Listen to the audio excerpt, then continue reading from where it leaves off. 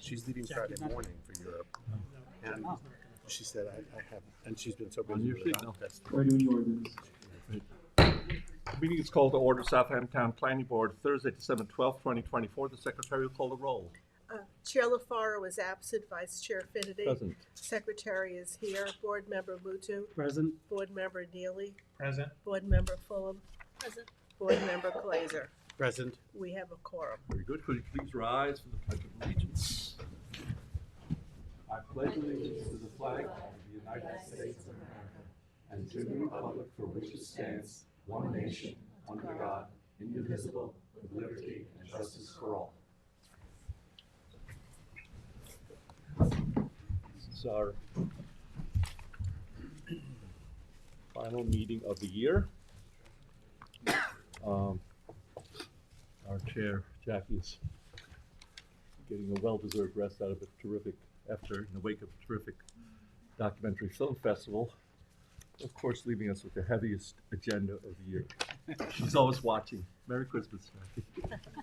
Have to put that in. So, item 1 on the agenda is to set the planning board meeting dates in accordance with the schedule that is published in the record. Do we have a motion to approve that? Motion by Gloria. Second by George. All in favor? Aye. Opposed? Abstentions? 6 yes, 1 absent. I forgot to ask the secretary, do we have any minutes? Yes, we do. 11/14. November 14th? That is correct. Very good. Do we have a motion to accept? Motion. Motion by Kate. Second by George. All in favor? Aye. Opposed? Aye. Abstentions? 6 yes, 1 absent. Is Janice jumping in? Janice? Yeah, No, that got tabled, right? Oh, that got tabled? The referral? yeah, I think so. Okay, so we don't have to even go into work session. That was a work session item anyway. Yeah, Dennis, just a little housekeeping. I just spoke to Dennis. The applicant for Heatherwood has another engagement to go to. Okay. So I'd like to do that first, and then I have one for Joe Gaza that requires all 6 board members. Okay, so that's I'd like right, to do yeah. that second then, because I Oh. think we're Okay, gonna so, be- Oh, so the Heatherwood, we're going to now. we'll do Heatherwood, yeah. Okay.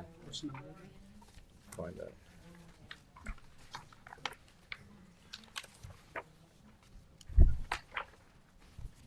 Down for pre-submission conference report. Yeah, so the board will remember this property. It's 166 West Montauk Highway in Hampton Bays. It sits between Flanders Road to the west and Springville to the east. It's adjacent to a gas station. It also abuts the Atrium office complex that everyone's familiar with. And you'll see the property here. As I said, it's split zone, MF44 in the back of the property. That happened sometime in the upzoning between 57 and 72. And then the front remains as office district. So it's one property split zone. And adjacent to it is an existing apartment development. And this application is for a mixed-use development. Anthony, could you pause for a second? We don't have counsel. She's in an exec session. And Okay. she says if she needs to come in, just get Gotcha. her. Okay, so Okay, we sorry, can see it. So she's aware. And the proposal is for additional townhome rental units, or not if they're rental units, but additional townhomes, 15 altogether on the MF44 portion of the property, together with garages, I believe, driveways, a swimming pool, clubhouse, those type of amenities. That includes the 13 that they're allowed as of right in the MF44 zoning district, and then the Long Island Workforce Housing 10% gives you the additional, so that's where the 15 comes from on the back portion. And in the front here, they're proposing roughly 11,000 square feet of commercial space with 9 apartment units on the second floor. And again, in there, I believe,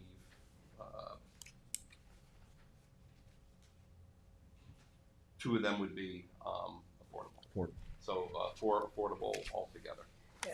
Anthony, the yes. project description says the 15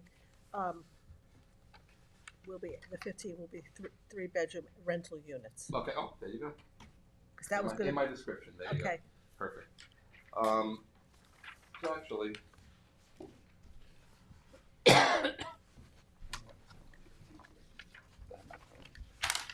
So just to show you the plans real quick on the site plan, as I said in the back, these are just conceptual if everyone understands. So the back would have the units and then in the front there, oriented towards the street, which is, sort of what we want in the downtown area. And those are the stores? Those would be the stores. And just to give you, if you're Yeah, looking at the street there, that's sort of what the commercial component would look like. With apartments With above? apartments above. Okay. So yeah.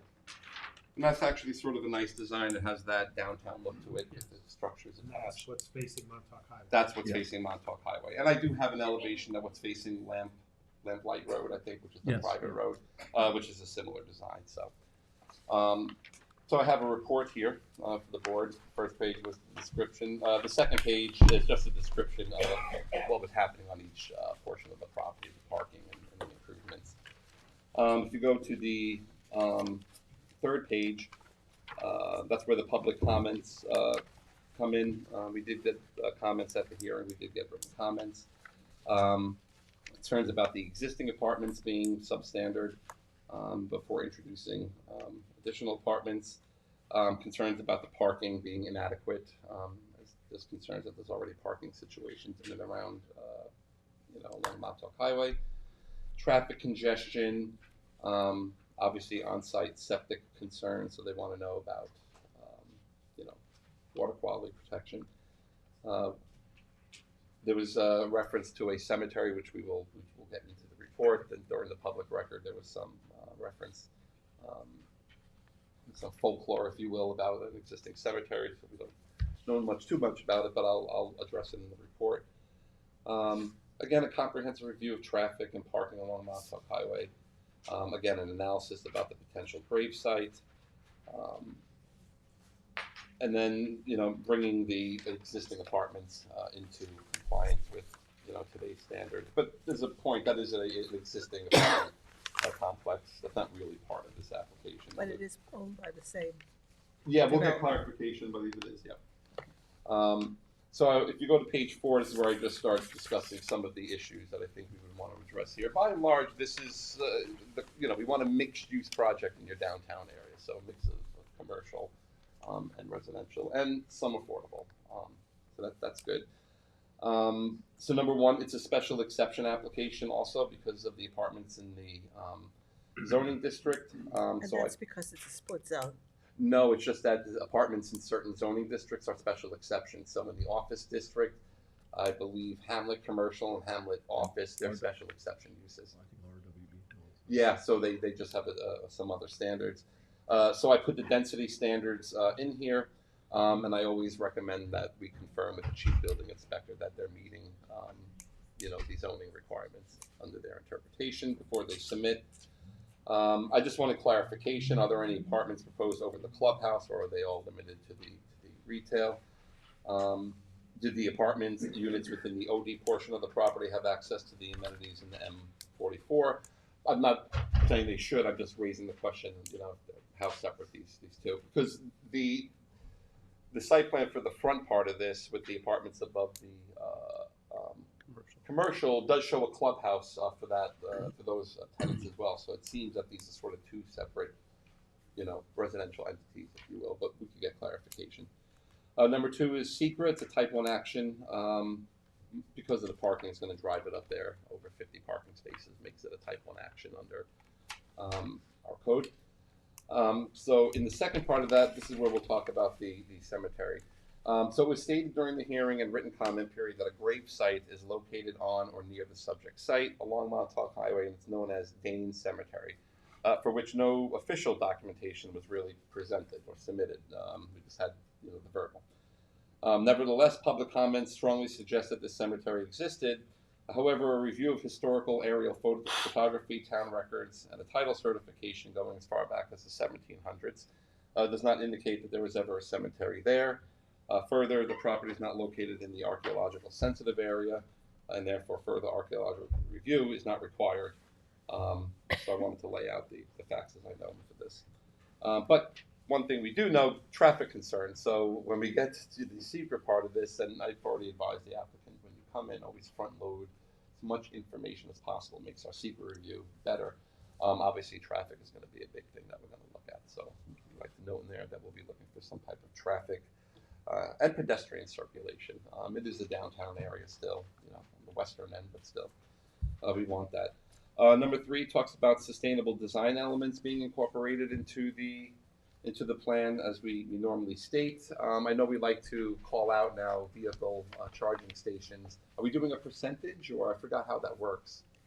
We do 5% or a minimum of 2, but this is a residential, right? So Yeah. Yeah. it's not appropriate, except for maybe the back of the commercial, right? Okay.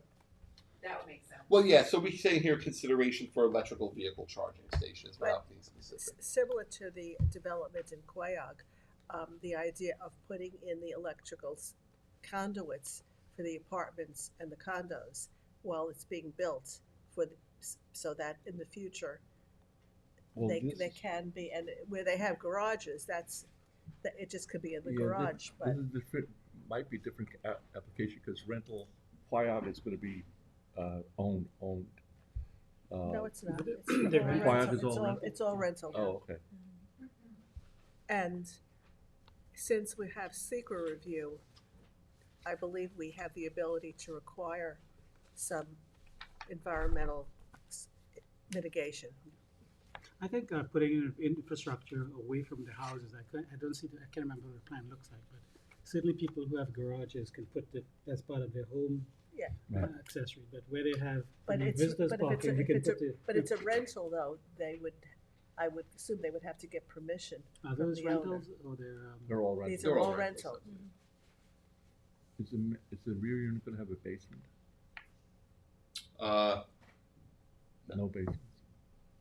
I mean, I'm charging my car just with a regular 110 outlet in my garage, and garages usually have an outlet, but Oh, yeah. I have a plug-in hybrid, you're so I'm plug-in, not yeah, charging fully a whole electric, yeah. electric car, Yeah. which I would have to invest in a special electric line. All right, I could fix the wording here. I still think, you know, at the very least, is that since we're looking at a mixed-use development with some pedestrian concept in there, that we will leave this open, that we would like to examine the possibility, however it's going to be built and when, you know, but let's leave it in there that we, Yeah. we will look at it without mean, committing to anything too specific. But I I'd mean, like any the, project, to your point, while they have everything excavated to run PVC conduit, you know. Yeah. run Yeah, the well, we're gonna line note that ready. here, is that Yeah. these So should it's be ready, it's easy. And- be ready, and that's why they should be done during and the I would construction. strongly recommend the applicant to think about doing some of the environmental things that we normally suggest, because we have a secret review here, and that may be an opportunity for us to say, you do this, because that will be somewhat of a mitigation. Yeah, and it's So a if type they one. if they think about it, maybe they can bring some stuff to us without us having to say, you must do this.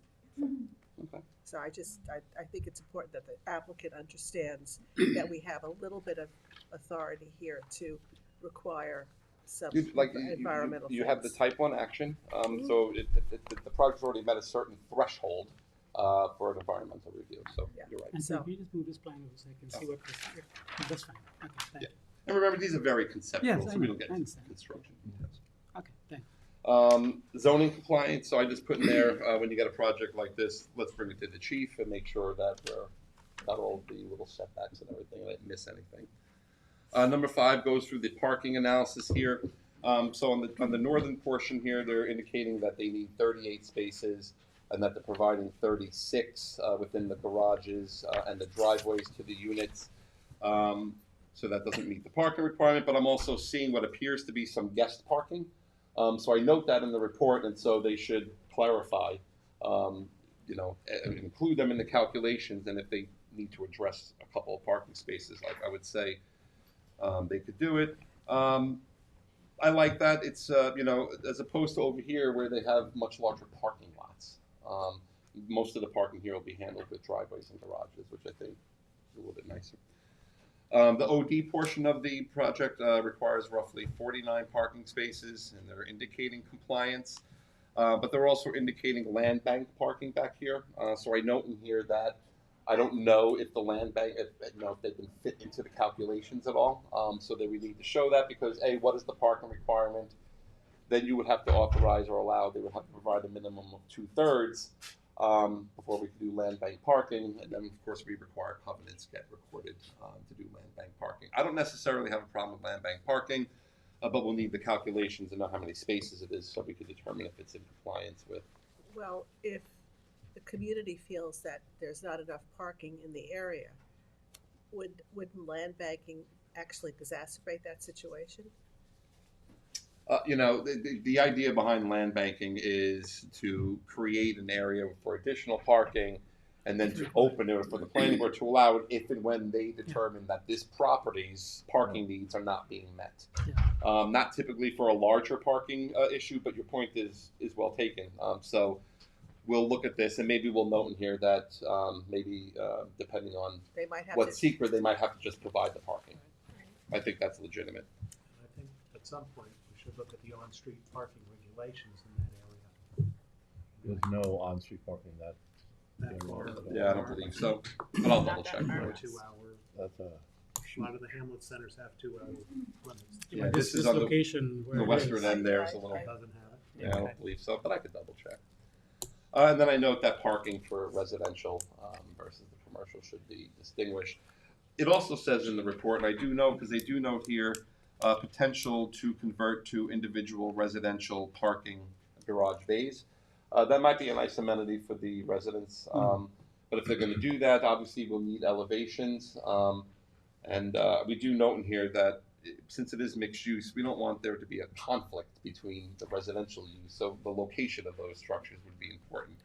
I don't know that I would put them on either side, when you have a commercial development that should be clustered, in one spot where the residents could use them. so you're saying that they might actually build separate garages in Well, they addition to? call them parking garage bays, I left the You question. might just there, have so- coverings over them. Yeah, but it says potential, because I don't know that, they've worked out every site plan concept, so Yeah, I and address it in this here. This is a pre-submission. All right. And then 6 talks about potential cross-access, so eventually you wind up to the cemetery, you're not gonna get any further than that with cross-access. So we do have cross-access in place at the atrium going out to Flanders. So when we get into the formal site plan, we have some more construction details and a better layout of where things are going. There may be some opportunities.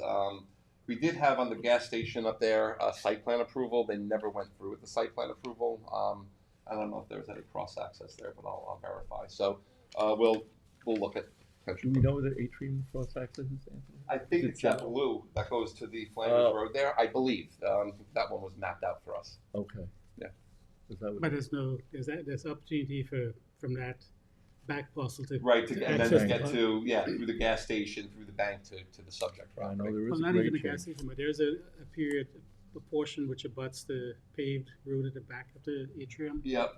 which would be good if they can get in there. So even if they go into the atrium, they don't need to come out and go around. That's right. You know. Yeah, no, that's a rough area during the peak, which is daily. I went there once to have a blood test at the atrium, and I was so lost. Yeah, they do that over there.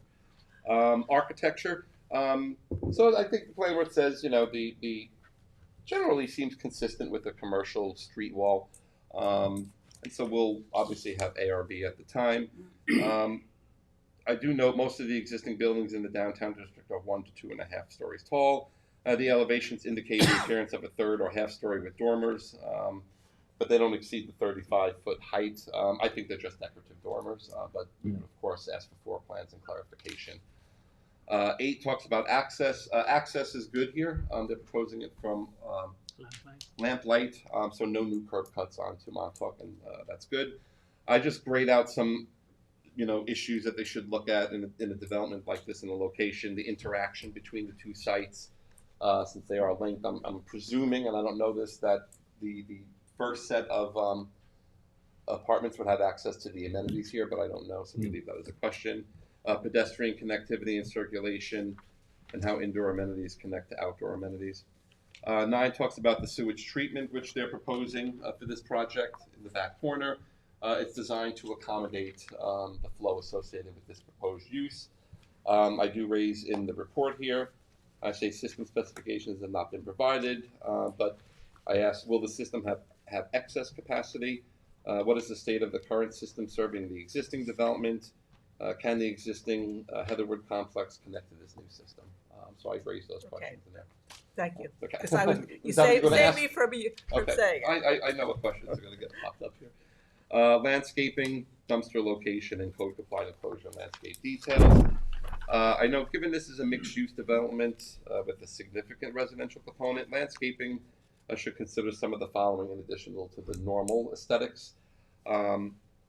Integrated indoor-outdoor space. We see this with the schools sometimes where they link the indoor the outdoor space. Daylighting of stairwells, outdoor open space areas for exercise, indoor and outdoor. Bike storage facilities to encourage alternative, so that kind of stuff. So let's see what kind of pedestrian scale landscaping we could get for the residential component. 11 goes through lighting standards. These are directly from the code. I did put in the 2700 Kelvin. Is it 2700 or 2800? 27. Yeah. So I'm presuming She that's left, going to be in but it's place by the 27. time, yeah. Yeah.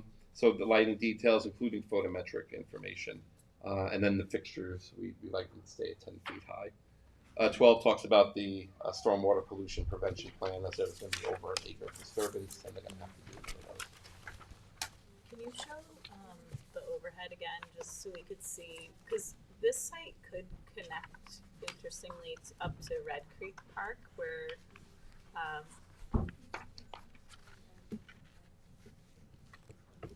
We got it across the highway. This is south of Sunrise. And so is Red Creek. so is Red Creek. Yeah. You're You're talking talking Red about Creek Good Ground Park Park. or Yeah, Red Creek Park. Good ground. Good ground. Good Ground Park. Red Creek is across the, Red Yeah. Creek I know Park is where Red much- Creek is. I just didn't know how far away it is from where this property ends, the back part of the property ends. Wouldn't they have to go under the 27? Yeah. No, Jackson Avenue. yeah, Jackson is the other side. Exactly. Oh, it's the other side. Yeah. Okay. Thank you. And even Good Ground Park, they have several properties Yes, between it's them. much and- further east.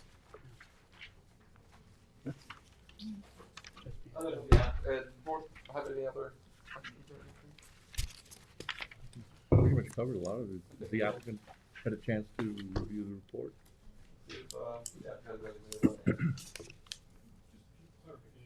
Sure. Use the podium if you want. Good afternoon, Sean Sally with Heatherwood, the applicant. Members of the board, thank you for entertaining our report today, and Anthony, thank you for preparing it. Just a few brief comments or clarifications after hearing Anthony's recitation of the report. In terms of the sustainable design elements, and I think we mentioned this during the public hearing, Heatherwood is a proponent of sustainability. As far as EV charging stations are concerned, we do plan on incorporating those in this project. And I know there was some discussion about the units, proposed units in the back, making them ready for EV charging stations in the garages, and we would certainly do that. We've done that with our other new construction on Long Island, and it's been, been greatly well received. So we are, again, very keen on bringing this to Hampton Bays. So just wanted to make sure that the board was aware of that. In terms of the parking requirement, we this is a zoning compliant application. And in terms of parking, the MF zone portion, there are extra spaces that we've labeled guest. They can easily be additional spots designated to each of the units. And in aggregate, we have more than enough or more than the required parking. So as we advance our site plan, we'll make sure that that's clear. And good pickup, Anthony. We'll make sure that's clearer. Land banking. So on the OD, the mixed use portion of the property, right? The last thing we want to do is over park or over asphalt, if you will. So we will look at the parking, the mixed use parking as a shared use to understand what the optimum number of parking stalls are to serve both the residential uses and the commercial uses, and then work with the planning department in terms of the land bank section. That land bank is earmarked for parking So again, as much as of it that needs to be preserved or land banked, great. As much as that needs to be designated as parking up front, we'll make sure that that's the case. The potential cross-access, our parking layout in the OD zone actually contemplates cross-access east and west. And that was a result of conversations with the planning department. So you'll see that, and we'll make sure that gets carried through our next round of our formal site plan submission. Architecture, those dormers on the 2.5 story are purely decorative. We took those cues from the pattern book. So again, there's no habitable space on that dormer level. They're just purely decorative. And I think that's it. I just wanted to make sure that the board had the benefit of those clarifications. Thank you. Yeah, I would just like to add that it's great, thanks about the charging stations, but let's do more. Sounds good. And Anthony, I just wanted to point out, you had on page 3 there, the fact that the existing development would be brought up to current code, I would think is also important. I don't know how it was originally or when it was originally built, but things like hard wiring of smoke detectors and things like that may already all be done. Yeah. But if not, it's important that is tied together. Yeah, I guess we should at least understand what's not up to code for starters. If in Making fact, them bring the existing building. yeah, up to code. if in fact there are areas that are deficient. It's all one property, too. Yeah. So it's part of the application. Yeah. It is a separate parcel. Well, that's true. Yeah, no, it is a separate parcel. It's A a separate separate parcel. entity, again, under the Heatherwood umbrella, but it is not the subject of this proposed site plan. It is a different, distinct parcel. But noted that the planning board has questions about the. Did you want to give any feedback about the proposed evaluation of the cemetery? Look, I mean, we understand that this issue came to light based on the back of a restaurant menu, and look, we looked into it. We performed a title certification that goes back 200 years, with no mention of burial ground, cemetery, etc. We've owned the property for more than 70 years, never a mention of it. The property that we had just discussed, the existing property, the road needed to be constructed, utilities, subsurface utilities needed to go in, no issue. And as Anthony mentioned, we're not in a archaeological district. Honestly, I just think it's a bad precedent to move forward with any further investigation, as Anthony mentioned in his report, because again, you're sort of giving credence to what are, sort of baseless claims, and what does that really mean to the process? I think it's a dangerous precedent. Again, we did our due diligence. We took it very seriously, but in the end, there was no evidence found, no information to support it. So we'd like you to accept your professional planner's report, and we're excited to move forward with this application. But that's basically. Are you aware of any possible underground, even in a small area, to do a cursory evaluation of, let's say, a small fragment, just? I understand. Again, because our due diligence found no evidence of any potential burial grounds other than, again, a restaurant menu. We just think it's bad precedent to accept that information as justification to move forward with investigations. We just think that the information that we were able to compile and review sort of puts this issue to bed. And so we want to move forward with preparing our formal site plan and submitting and going through the technical review, again, with this issue behind us, respectfully. Did this issue come from the Historical Society?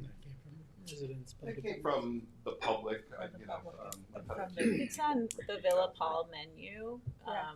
You know, the 1700s is a long way back, but the history of this area goes far past that, to the 1600s. And so I feel concerned about it still. I think when we go through SECRA, it would be interesting if you prepare to do some type of archaeological investigation just to, put that issue at ease. Respectfully, I think it's, it's always a potential slippery slope, right? So is the other way. Well, I think there are controls in place to but again, in our site, in our case, we did a hard look. We took a hard look. We have a title certification. We've gone back aerial photography almost 100 years.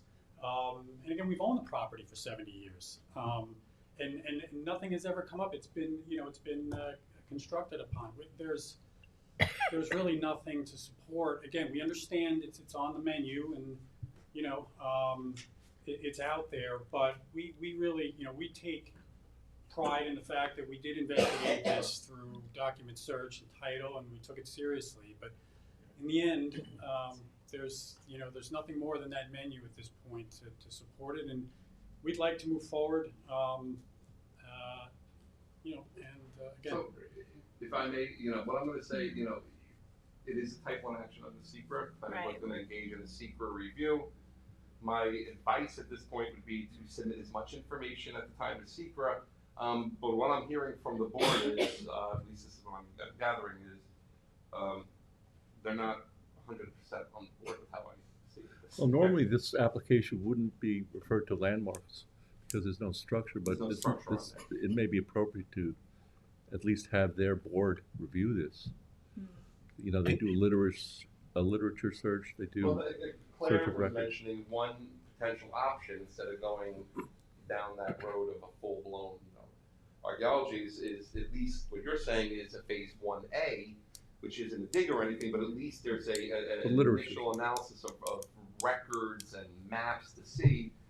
And normally then they would, track, or somebody would say, it makes me uncomfortable, let's take it further, that sort of thing.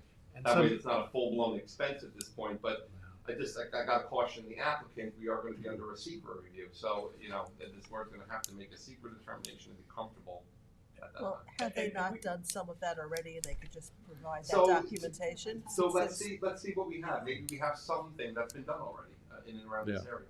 And And landmarks some would be information from the Historical Society also would be really helpful. We will do that. We'll send that out to them. I have no problem with that.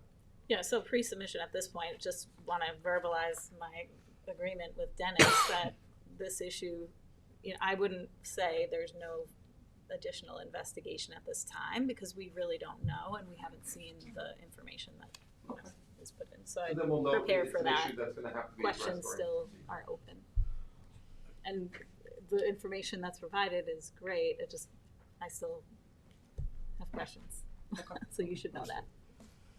Good. I think we've covered everything, Anthony. We did. Thank you so much for your attendance. Thank We have a motion to adopt the pre-submission conference report. Motion. Motion by Gloria, second by Tom. So All in favor? Aye. Opposed? Abstentions? And we have 6 yes, 1 absent. Anthony, where are we going? This is Mr. Gaza? The Ocean View Park. Okay, Ocean View, that's the old file map. Transfer of development rights. Item 22 is item 22. 445 Great Hill Road. Yeah. So here, I'll show everybody this. This was should be on our layers here. Yeah. So our layers show where the board approved the development section. Here's the property sitting in the corner. We did everything we're supposed to. We show where the roads go, where roads are going to be abandoned. Then we get these applications, Right. build on them. For this, really what we're looking at is, did they bring in the development rights to build on them? We don't get into location. They have clearing restrictions and setbacks that are prescribed in the code. So they want to build on one of those. So they're going to build on this one. one? This was submitted by, Which one? oh, I'm sorry, it's hard. I'll zoom in right in the corner here. Okay. And so in this particular case, Joe Gaza has submitted to me his little stack of development rights. 50% come from the school district, 50% come from outside of the school district. If you go to the bottom of page 3, at the top of the page 4, I listed all the development rights, where they're coming from, what their values are. And then just to point out, we refer them as baby certificates. Joe Gaz is gonna get 2 new certificates at the end of this. We're Like change? like little change, and we'll see them again when we're assembling another piece. It's gonna be subject to road review, and compliance with the clearing restrictions. That's all I have for that one. So I would recommend approval of the right to build for 445. It's done by one resolution for all the rights, or do you need 2 resolutions? Nope. So, Just one one resolution. resolution, okay, pretty straightforward. Okay, motion by Kate, Second. second by Gloria, and all in favor, aye, opposed, Aye. abstentions? We have 6 yes. And Dennis, you're free to do what you need to do now. Oh. You can go back to being chair. You go back to the chair. You need to step in there. He took his hat off. Can we get back to you?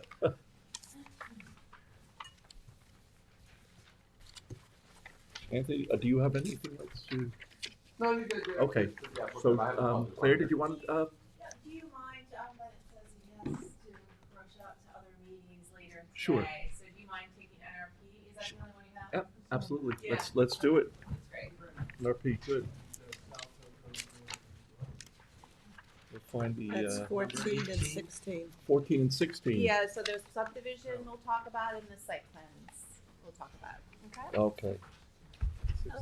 Hey, John. Subdivision is How 14. are you? 16, 16, Got 18, it. right? Good. Hello. Can we have your name for the record? Sal Coco, PhD architect. Okay, great. COC. Oh, Great. I only have 2. Oh, I'm saying the numbering is different from what you had. Okay, yeah. Sure, Mine's glad to help, yes, John. 2 days Right. ago. Holiday season spirit. No, John was available.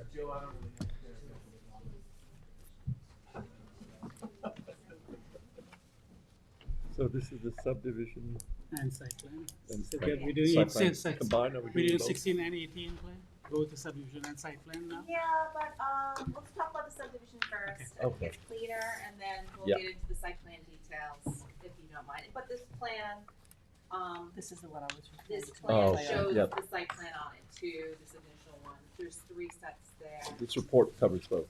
That's clear, right? This report is for the subdivision. Subdivision, Yes. gotcha, Oh, that's right. Yeah. They changed the whole. Right, which we'll so, share.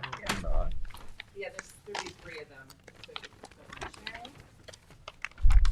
This is the Strello, I use this as Strello. Yeah, So it's a subdivision of 2 lots, it's also involving this, this out parcel here, that is getting merged in, and then the subdivision, as you see in front of you, which is, technically a 3-lot cluster plan with the 2 parcels on the either side as an open space. And then the lot number 3 is proposed to be purchased, through to CPF. CPF. And, they have reviewed this plan to date, and they're on board with it, That's so. gonna be the CPF lot. Oh, no. Do you have any questions, or should I just start? There's to go another, through the kind of- open space parcel in there. Yeah. There's It's 2 big, open yeah. space parcels, they're in the fronts. They're labeled, here and here, Here and here. yes, here and here. yes. That's gonna be held by HOA, open space? That may even go, we don't know, we're not sure yet. It's either has to go to HOA or to the town. Oh, the town, or some type Okay. of not-for-profit. So And we'll, then- we'll figure that out. 3 is So that- definitely for purchase by town. Excuse me? 3 is definitely for purchase by town. Yes, that's That part is of the it. main Yeah. intention, you can never control that, but yes, that's the intention right now. And It's actually was part of the secret findings. Yeah, secret findings. As Yes. Claire says, it ain't over till it's over. The town still has to. Yeah. I don't know, I'm just paraphrasing. Was there a particular reason that CPF is purchasing this particular part of the property? Yes, they are, yeah. Is Has there And environmental- what's the reason for CPF, the town acquiring that part? To be very frank, it was a negotiation because of the reduction of the units to make it economically viable. Went from 104. Yeah, it was like 100. We started at 140. We were basing it on the density that was over at beyond. Is that Sabonic Road? Yeah. Oh, Sandy okay. Hollow. Sandy Hollow, I'm yeah. sorry. And then it went from like 100. I think it was 104, Tom, and now we're down to 79, 78 plus 1. I always say Yeah. 78 plus one because 78, one of the units is for the Manager. manager, the caretaker. Right. So it is actually a unit, but I always say 78 plus one. And these two open space parcels are on the lot that's going to have the affordable housing. Well, that was my question, whether, how they're gonna be held. Well, Well, They'll the be way it separate looks right lots. now. So They're separate parcels, but they're gonna be I held, thought- I thought either they they- have to be held by an HOA or they're gonna have to be dedicated to the dedicated town. to town. We haven't decided yet. So, Yeah. you know, it Well, might just be the easiest thing to dedicate them to the town. Maybe, or- Usually that's what you do with open space that's not ag land. Although you do have an is there gonna be an HOA with Yep. this? Oh, no, no. For no, rentals? no, It's no, a sorry, rental. the Oh, it's a rental, Yeah, it's a rental. So we'll probably end up, I just, I haven't thought it through. My guess is they'll probably go to the town because Yeah. it's wooded. Right. Usually the imperative for holding onto ownership with open spaces with ag reserve parcels, the Right, farmer's right. going to farm them. Most wooded parcels. So most wooded parcels, I just Go to don't, the I haven't talked it through with the client, but I'm thinking, you know, I can't believe, It's the I can't cleanest way to remember the do it. last time I was involved in a cluster subdivision where the open space that wasn't ag didn't just go to the town. Well, it's, you know. This is, I think But that's right now, probably it's, what's it's part of lot one. Yeah. car Yes, wash yeah. and, Yes, this proposed subdivision to, in the eyes of the health department, it's a 5-lot subdivision. Yes, yeah. But in our eyes, it's a 3-lot subdivision With with open 2 space. open Separate. space parcels. It's definitely a separate. And then since the town, the CPF is gonna buy This stuff isn't part a of piece of it, that actually has to be a the separate parcels. parcel as well, because it has to be Dedicated to- transferable. Right. Transferable. And lot 3 is going to be left They're actually undeveloped. putting lot numbers on them. Yeah, The they're CPF Yeah. purchase lot, Yes, well, yeah, it would be subject to right? the strictures of the CPF law, Right. which I think essentially say you have to leave it undeveloped. Right. I think Okay. the only funds that have ever been used for CPF for an active use or like some of the marina uses and stuff like that. Mhm. But when they purchase vacant real property, I think usually CPF just leaves it. Hmm, that way. yeah. There may be some. Girl Scout camp, Yeah, yeah, Hampton it could be Bays, something things like like that, that, right, but I yeah. think it's probably then For the most put part. into For the most part. the I'm trying to think of transfer, right? I mean, I'm How do trying to they- think of exceptions. The one I think of is the one but in North Sea, like Conscience Point. It's an active marina there. Yeah, But I guess that meets Christine, the how does, definition of- how does that get sometimes arranged for a not-for-profit. with yeah. the CPF purchase, to determine how the property is then managed going forward? They would probably approach the town board or CPF with stewardship agreement? You're talking about who's gonna manage the property? Well, the town, The question. town's gonna own it, so they're gonna. The question was, oh, this is wooded now, CPF is purchasing it, is it gonna maintain to be wooded? How is that determined Well, at the Once the transfer town During the owns it, sale? it's Yeah. up to the I town mean, board. CPF has specific uses if everyone uses, not, Right. it has to be specific things covered by CPF legislation. where you- guidelines over what Yeah. How's They that would- work, Christine? Well, typically these parcels have, when they've been purchased, they've been passive recreation. You know? Can I just trails. ask a question of Oh, I'm council? sorry, I Because just Yeah, wanna answer unless they for you. wanted to, unless they were gonna do something other than what it is now. If they wanted to do something other than what it is now, they would go to the town board and they would speak to them about what they would like to see there, if it's the same as what somebody else Who's is they? proposing. CPF. CPF, Oh, yeah, CPF advisory, Jackie would probably bring it to the advisory board to get their Okay. feedback, and then they would go to the town board and see if they liked it, and if so, they would probably discuss it. But there's during also the- very before the specific things purchase, that actually. Specific that they guidelines. can do with CPF. But purchase they property. can't, they couldn't put a municipal So the parking answer lot to in your there. question Yeah. is, if it's wooded and Most CPF likely. purchases it, it would have to go through a review Right. process Okay. if they wanted to do Do something something else. different. So Claire, can you take us through the Sure. highlights of the report? Of course, Good so we idea. talked about the number of lots there. There was subject to a, change of zone to create the MF PRD designation for the 79 units, type 1 action. The final statement was adopted November 28th, 2023, and the adoption of the zone change was on November 28th, 2023. So the second page, I showed the aerial, which you have up here. Bottom of page 2 is the description which we just discussed. And then the standard plan, which is 14 lots, for the, application, and then the cluster plan as you see in front of you. It is a minor subdivision. It was, of course, a type 1 action. So prior to making a determination, this is the pre-app for the subdivision, so there's no action here, this is the guidance for him to go forward with the subdivision. But prior to making an action with either the subdivision or the site plan, you will need to, adopt the finding statements of your own for this application. So, that is, I transferred that to you just a couple days ago, but it is online, the whole secret documents are online, DEIS, FEIS. If you have any questions, let me know. My recommendation is that at the end of the day, for both the site plan, which will come first, and the subdivision, is that you adopt the finding statement that the town board did as your own. I think that they did a very thorough review in this case, but definitely take a look at it. I want you to be comfortable, with this, and, you know, we can go forward. I think these are, at the end of the day, we're laying out the subdivision, and we're gonna do the site plan, which is all falls under site plan standards, in my opinion, here. Conformance with the comprehensive plan, that was a determination made by the town board, of course, when they changed the zoning. But part of the comprehensive plan is the affordable housing component, which is the 79 units on the property. I'm gonna look at the housing plan a little bit closer to see if there's any more language that we might incorporate to the site plan standards, but we'll get to that point. Park requirements, in this case, affordable housing is not subject to park requirements. Of course, there's existing commercial sites in the front, that is not subject to park. The only parcel that would be is lot number 3, because at the end of the day, you're creating a conforming parcel that if they built one house, that would have a one house park requirement, that would be the flat fee of $2,500. So that's my determination in this case. The public comments, November 14th, 2024. They were concerned with land preservation associated with the subdivision, and the following comments were received during the provided 30-day comment period to date. Good dates. We're at date 28 on the comment period, so, but I wanted to get this before you because the deadline is January 9th on this.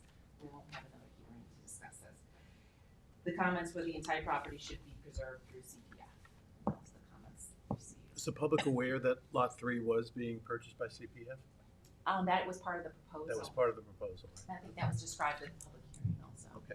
Not only was it part of the proposal, but it was rolled into the seeker findings. Okay. So it was totally transparent. Okay. Shall I go on with the referrals? Sure, yep. So, the referrals were made to the various agencies. To date, we have, responses from conservation, fire prevention, and highway, which are attached. Generally approving, from the fire marshal and the highway department. The conservation department said, 1, there are no town-regulated freshwater wetlands within 200 feet. 2, notwithstanding any needed grade modifications in site topography in presence of extensive well-drained sands and gravel lend themselves to well-establishment of a naturalized drainage area rather than an engineered fence retention basin. As such, detailed drainage drawings and specifications need to be developed and submitted with the aim of preserving as much natural vegetation as is practicable. Number 3, while the planned residential development act will result in the loss of highly valued coastal pine-bearing forests, the Conservation Board is generally supportive of the open space consideration. 4, the landscape plan needs to be forward for review and comments. And then, so these are my recommendations. I'm gonna make an additional note about the open space, either to be an HUA or to transfer it to the town, so I'll make that as one of the notes. I'm saying that the preferred plan is the PRD with 4.3 acres of open space, 188,614 square feet, representing 25% of the PRD area. Comments of the town engineer had not been received to date. So the application was deemed complete with the town engineer saying he has enough information, but we have not heard from them. My recommendation to the applicant is to reach out to him and then in the next month to check out the any recommendations either with the subdivision and the site plan application. We need that for any determinations. Claire, Yep. the report at the top, it says pre-application report. Yep. We have an application also in, or is it pre? For final or for the site plan? So here we're looking at the subdivision pre-application Yeah. report. Have they put in the application, or? For the final application, not with us yet, because we Okay. need health department. Health department. Yeah. Thanks. But the application's been filed. Yeah, with the health department. But I can't, one of the constituent I know. pieces of the final application is the health department approval. Are there anything else in the referral to fire prevention? No, there was a general comments, they didn't have any, specific requirements, fire Okay. marshal. Just the driveways, the public service, water mains and fire hydrants, proposed lot number 1 and 2. And I think the site's gonna have some fire suppression, with the site plan standards, so we'll read those comments. Yeah, I was just gonna ask if Yeah. sprinklers were, They'll be more specific with the Okay. site plan, yeah. So let's jump to page 5, then your recommendations. So I was on number 2 with the town engineer. Oh, okay. Number 3 is, lot number 1 is the 79 rental unit known as NFP Holding. The site is currently undergoing site plan review. Lot number 2 is the car wash and laundromat. The site is undergoing the site plan review. Has that been filed, lot 2, the laundromat? Yep, that site plan is also party of this application. So when you had the hearing on November 14th, it was for the 2 applications. That is more like, you put the other hat on and it's like cleanup, right? Trying to make it as safe as possible. Right. Look at the lighting, those kinds of things. So the staff report deals with both site plans. So we'll talk about So, that. but it's a separate application altogether. It is technically a separate application, yes. And then the subject site identified as the CPF priority property.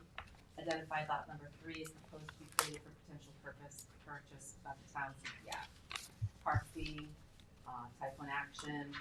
I just referred to the comments above. So one real comment here is that the design lot line configuration is a lot of little meets and bounds, and I think they should be just very uniform in design, just straightened up. And then it makes it easier for attorneys too, so just straightened out to be whatever it is. Is that for the CPF lot line? Actually, even the open space. Yeah, all the lots are kind of like little tiny meets and bounds. I think it can be straightened out to be a little more general. Mr. Bennett, do you want to weigh in on this? Yeah, I really would. I mean, I think I don't have any problem. That's the only issue that I have with this, Claire's very thorough report. And it's not that the straight lot lines thing is not coming from Claire, it's coming from CPF. And it reminds me of, that the guy out of Greek mythology, Procrustes, who would invite people to his house. And he said, there's a perfect bed for you here. But what he would do is if you didn't fit on the bed, he would stretch you or cut off part of your body. It's you're enforcing uniformity without regard to any sort of natural variation. We've really worked really hard on this property. There's a significant grade change across the property, including a large previously cleared area, which will be partially filled in and utilized for a natural drainage area. We worked very hard with the grading configuration to create a 4-acre naturally wooded CPF area and 25% open space, which was accomplished.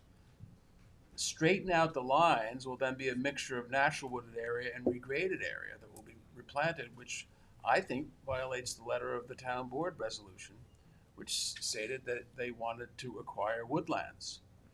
So I've been involved in all sorts of real property transfers over the last 42 years, and yeah, things aren't always done in straight lines, and these meets and bounds descriptions should follow the topography based upon, to keep this area wooded based upon this very hard work for an engineered site plan that accomplishes everything. Why does CPF care? I actually don't think it's that big of a deal. I mean, this is Well, an engineer is saying that it is. Well, I'm just saying, like, see this line here? To your eye, that looks like a straight line, right? Looking real quickly, that involves 1, 2, 3, 4, 5 things. So what? 5 meets about. why isn't it just, I just don't understand why it's not straight. I guess to somebody who does real property transfers all the time, this is absolutely nothing. Everybody don't transfer property in straight lines all the time. This is, this is not out west where you have quadrants and everything. Every other deed that I look like has, this is not an unusual meets and bounds description, and we're doing it. I'm not doing it just to be stubborn. We've designed this so that the town board, which wanted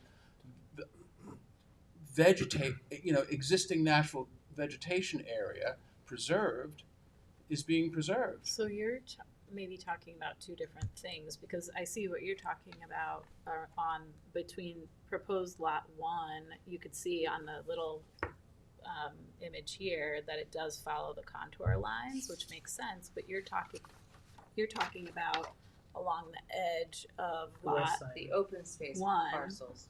yeah, like along the these. open space parcels, right? Which those are little. Well, the open space Adjustments. parcels are up to you. We're talking about the northerly line of the CPF parcel. Right, so she's I talking don't about think that something that's different. that bad. I mean, that's like 5 here. Yeah, That- Right. This She's is the talking about little the other things parts. here, like, just, to me, it could like just. But again, that's we're following contours and we're doing some cut and fill in there. We're trying to preserve as much of the naturally existing vegetation as possible, which is what I know we're not necessarily in the Aquifer Protection Overlay District, or are we? No. But you're talking But about I mean, feet, the right? whole idea is to preserve naturally existing vegetation, and everyone, I've been hearing for 35 years that naturally existing vegetation is superior to revegetated vegetation, which makes sense because the understory is virgin and all that stuff like that. That's what we're trying to do here.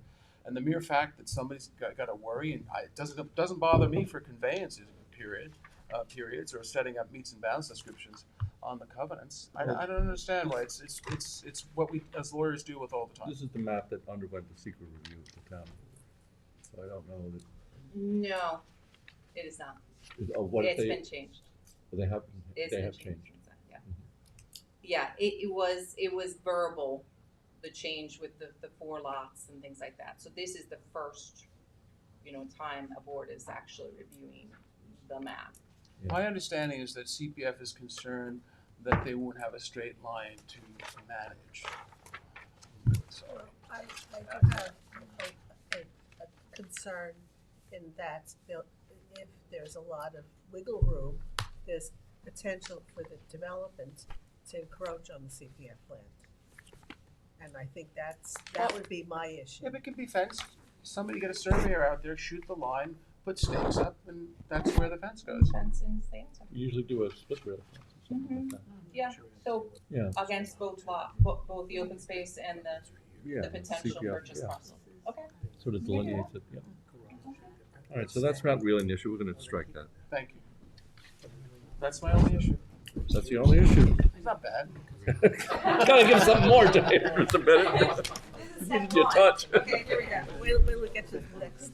Oh. No, I think that there's reports of Let's think positive. And that one was not coming from Claire. Yeah. No, I know. We know that.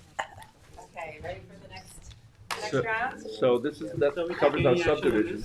Now we're No, January Just for us to look The deadline's January. the deadline's January 9th, however, the comment period is technically open until Monday, so, yes, there could be some comments, but, So we're moving to the site plan aspect of it? yeah, this is the So site plan. you're not adopting this, but you just wanted to get it all out on the table, or? Yes. Okay, that's The board prefers, bigger applications to see it a couple times. Okay, great. This would be time. Yes. This is view 1. Uh, January 9th is view We're not gonna open those plans, is there a set? Is there a I can open one here, so let's Oh, do that's that. Yeah. It's an irrelevant piece, right? Otherwise, we'll Yeah, the get site plan buried. page. With the site plan, Take away out. And then the But I can mics give you It's Florian. the you couldn't find it before. elevations. A little bit, not that little. Oh, this is good. there is that. Yeah, that's lot 1, and then I I can think one of the lot plans was, The- so this is lot one, right? This is lot number 1. There's another lot. This is lot 2. they have floor plans in here too. We just superimpose that one over here. So we can see. I can put a lot two on either side. Is that better? I think lot one is. Yeah, yeah. No, that's the major site plan. Then we can go into lot two. This might help. Actually, it's great. Let's do lot number one.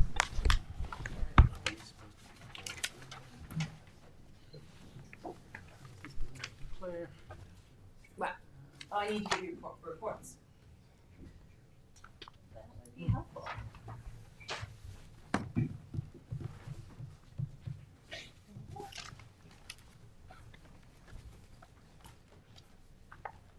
I put little maps in there too in the report itself, so it might help you.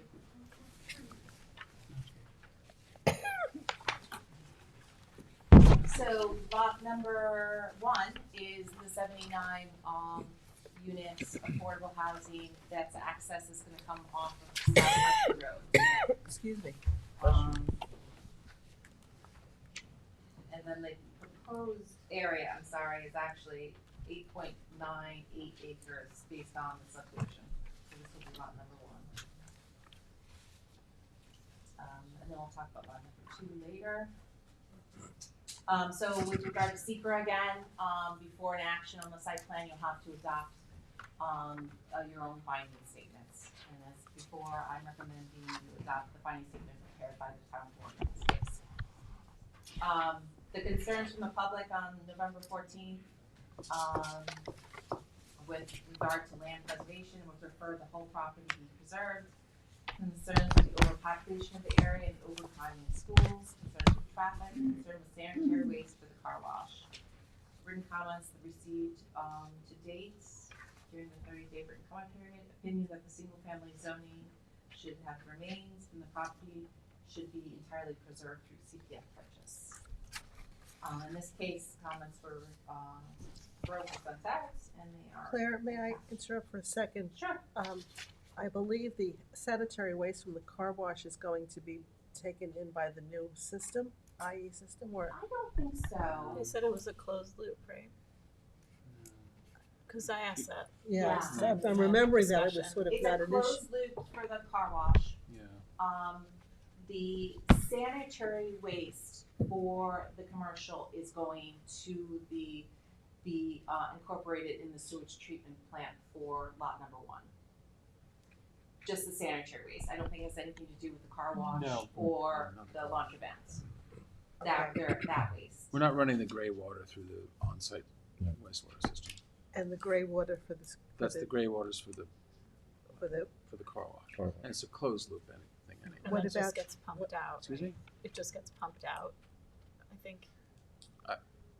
It- The it's, gentleman it's who an, was here it's, explaining. the car wash system has been approved Yes. by all regulatory or authorities. what, It's what existing about the approved. laundromat? Excuse me? The laundromat. That's what I meant, I'm sorry, the laundromat and everything. There's no, we're not putting any of that gray water into the on-site. It wouldn't be appropriate. Well, how is it being handled now? It's handled now, what's going on now, I don't know, but I know that Strebels over the year has continually changed to conform to the required health department standards, both the car wash and the laundry. It's not under our review. It's not under your review anyway. Well, I'm referring to the public comments. Oh, the public is gonna say what they're gonna say. Yeah, but I think we should have answers. It's okay to ask a question. We'll You put- can't always. So on the record, the car wash is a closed loop system, right? So that's what was said before. Yeah, I think they all are these days. I don't know that you can have anything but that. So Claire, could you hold up for a second? Yeah. There are 2 and 3 bedroom units here, so clearly some families gonna live here, and there was a comment about the schools. Was there some conversation with the school district about what the anticipated number of kids will be? That was all Yeah. done in the seeker review process, Okay. which led to a full-blown, I don't know, Claire, you had heard Claire before, there was an actual full-blown environmental review under the state environmental Yep, code. yep. You got scoping sessions, Okay. draft environmental impact statement, hearings on it, So it's final addressed. statements. So it has been addressed? It has been addressed. There is Thank a number that they anticipate of impact to the school districts. Okay. The school district was given a referral during the process, I think twice in the process. Okay, And I don't think they had any comments on the Right. application. To my mind, but I can look in the FEIS, that's where the comments would be. Well, that would be something you'd want to review or we should review during our review of the document that the Finding town. statement. You sent a Approved. link to that. Yes, I So sent you the actual finding right. statement so you can have the documents, but yes, any back, it's, then I gave you the website that has everything, the DES, FEIS. So we have all of that information to go back if any of us have questions. Exactly. That's great. But to your point, I'm gonna put some notes in here about the car wash being a closed loop system, and I do know that the sanitary waste for the commercial is going to be, connected to the lot number one, sewage treatment plant.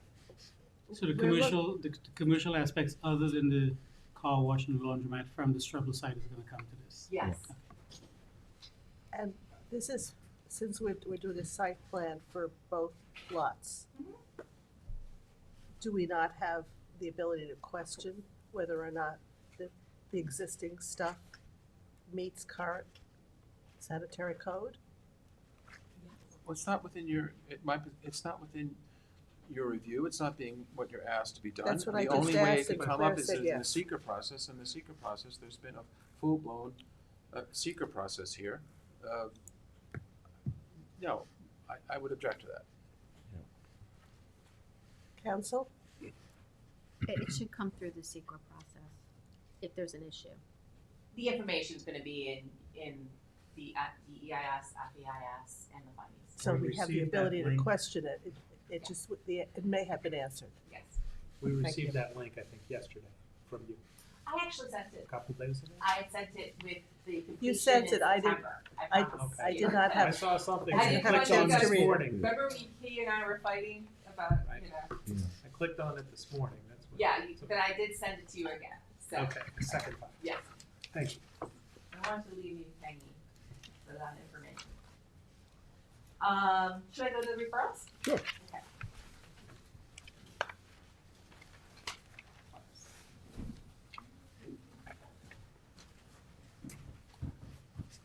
So the fire marshal, this is for lot number one. Describe the application. Said the road work shall not impede emergency vehicle access, street numbers and parking numbers, dumpsters shall be enclosed, e-baxes required, fire apparatus access road should be required, proposed tree planting shall not obstruct the access road and require height clearance for fire apparatus, vehicle impact protection shall be provided for gas meters located to meet requirements of the code. Plantings around buildings shall not obstruct access to utilities and fire department connection for sprinkler systems. 3 foot of clearance shall be maintained around all utilities and fire department connection. Plan includes the installation of public service water mains and fire hydrants. Additional fire and life safety concerns addressed during formal building review. And that would be where sprinklers would be reviewed? Yeah, there are buildings that are gonna be sprinklered and there is fire hydrants proposed around the site. The highway department had no recommendations for lot number one.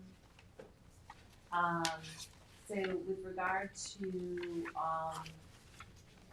lot number two, that's the comments related to the curb cuts, and we'll get to that when we discuss lot number two. And with regard to the ARB for the design of the project, they had indicated their approval. And so I do wanna talk about the design, I don't know if you wanna do it now or we can, do it as we go through the site plan standards.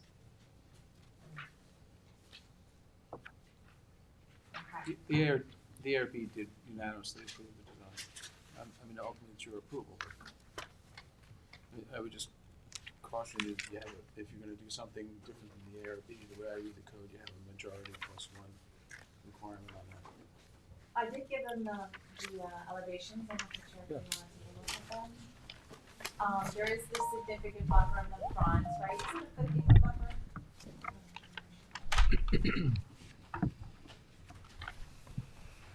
It's more than that, right? You get a 50 feet and it's actually, it's more like 75, 80. We're just talking about visibility from the road. Yeah. Plus they have the open space, which remain wooded, which is the Mm-hmm. Right, exactly. entrance, Mm-hmm. which is good. Right. So so I think that's good, we'll obviously maintain that. It's 120. 125 feet. One, 125. To the building? Yeah. Okay, right, no, I'm just talking about the buffer. Oh, I see. Yeah. Is it gonna be a sign? I forgot do you know? Haven't gotten there yet. Yeah, I got there, okay. Probably some identification sign. Right, so there leaves a little area here that might be yours. Yeah, they'll have to comply. Right, Those signage requirements. okay. So yeah, so that the elevations are in front of you, did you have any comments, or did you feel? Obviously, this long building is the most visible, and then they do have a community building, which is this elevation, right, would be the most visible one, Building A, yeah. building A. You wanna put that down? Yeah, that's building C, the smaller buildings in the back. Could you hold it up so all of us could see it? I'm sorry. Thank you. That's much better. That's Thank the road frontage. Well, that's facing actually the parking. Oh, okay. So what's the back of it, back side of it? See that.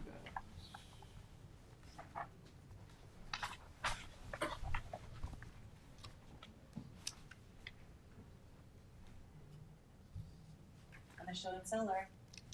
Showing solar, yay. Solar. Yeah, there will be solar, it's really not much different, you can see a portion here of the back, there's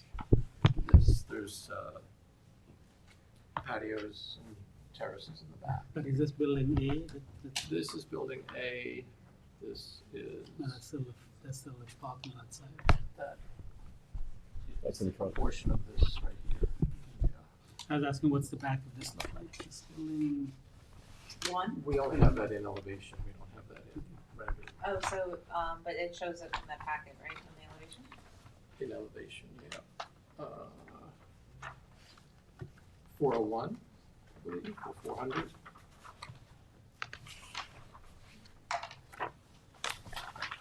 It's the same kind of triple gable, except patio doors instead of entry doors. so this bottom view is the, on that page you're holding up is the back, the front, It's very, very South similar. Country Road side, Yeah, the building? yep. Very similar to that? Yeah, the same color scheme. Is the parking going to be communal, or are you going to have Assigned. designated spots to each, for each I unit? don't believe it's assigned, I think it's communal. Communal, okay. You called out discussion about the charging stations. There is charging stations. We commit, you put this in report, the client, spoke to the client, commit to 5 5 charging stations. And we'll show them on the final plan, but the number of 5 charging stations we commit to, as long as we're talking about solar and.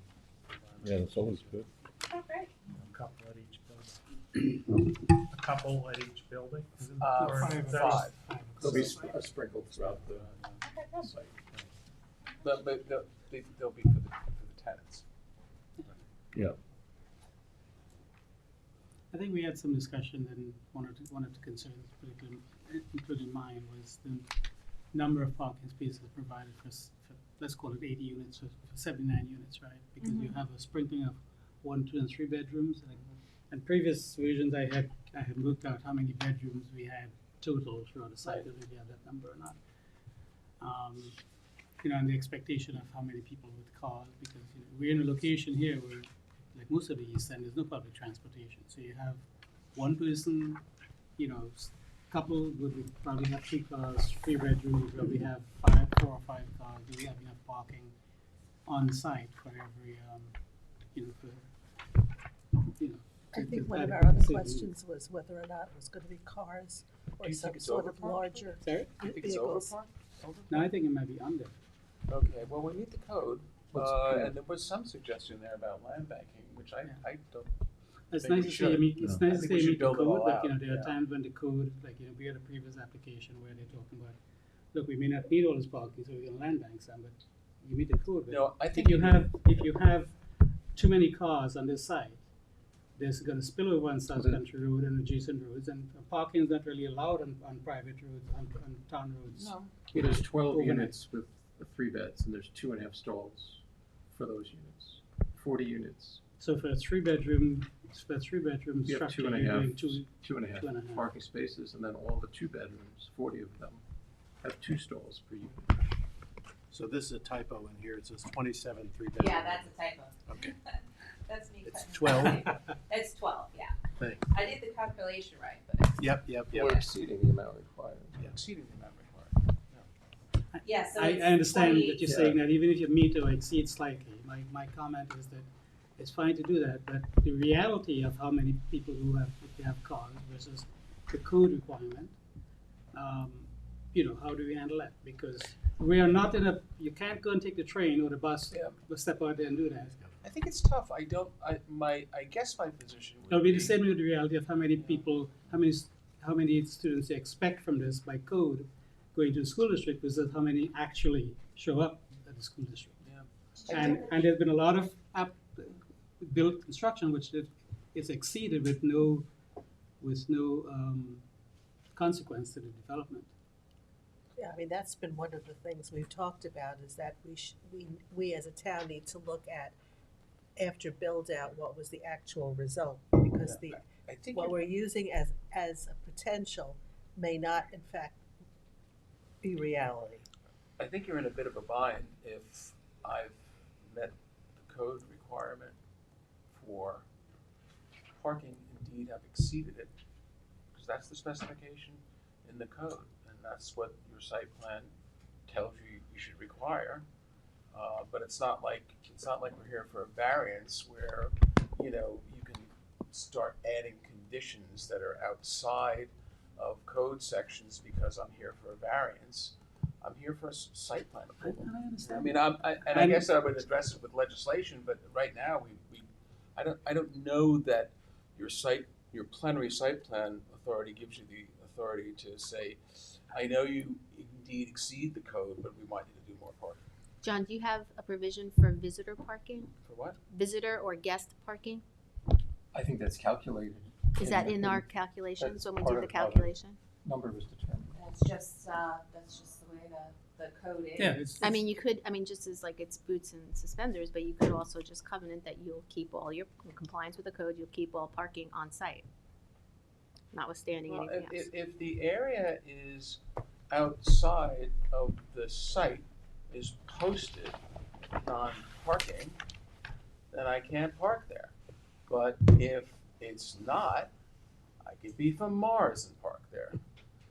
I mean, you mean on can't the tell somebody that they can't park on the street unless you tell everybody that they can't park on the street.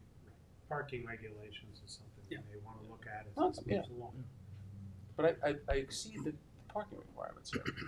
I think what sounds like to me is that the post-review is really important to see if in fact the regulations do meet what the but actual, even if you the do actual that and it result. doesn't meet, We have to really- code yeah. says that, We have to really It's start something looking that's at that relevant to look at in the code. and then come back to the zoning board and say, You'll be you know seeing a what? lot of this sort of development Yep. more and more. Yeah. In fact, in the western hamlets, you're seeing a lot of this going on. I mean, the West town Hampton, board. West Hampton Beach, in Yeah. Quaya. And there is that conundrum that you have Yeah. where you don't provide enough parking for, let's be realistic. I understand what you're saying. You meet the code requirements, you exceed the code requirements. I'm not saying it's not Yeah. an issue. Yeah. I'm just saying, But I so, think you but have there's no strictures. recourse unless you change the code to say that, so what does the code say for single-family homes in terms of how many parking spots you provide for a 3-bedroom or 4-bedroom home? A 4-bedroom home, three spots.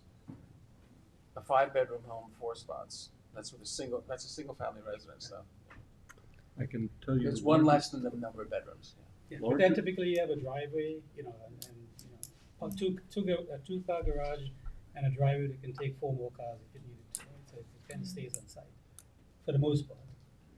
There's a larger issue, and I was just hearing discussion on NPR this morning about how the overarching need for housing, that things like parking and certain zoning impediments is real pushback, and this is coming from progressive groups, certainly more of a national debate, that parking, and some of these constraints should not be used to impede badly needed housing.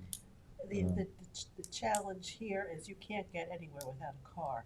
When you're That's talking about correct. urban developments, that's a lot of where the over parking requirements are probably not appropriate, because you can walk, you can take a taxi, you can get a bus or a subway.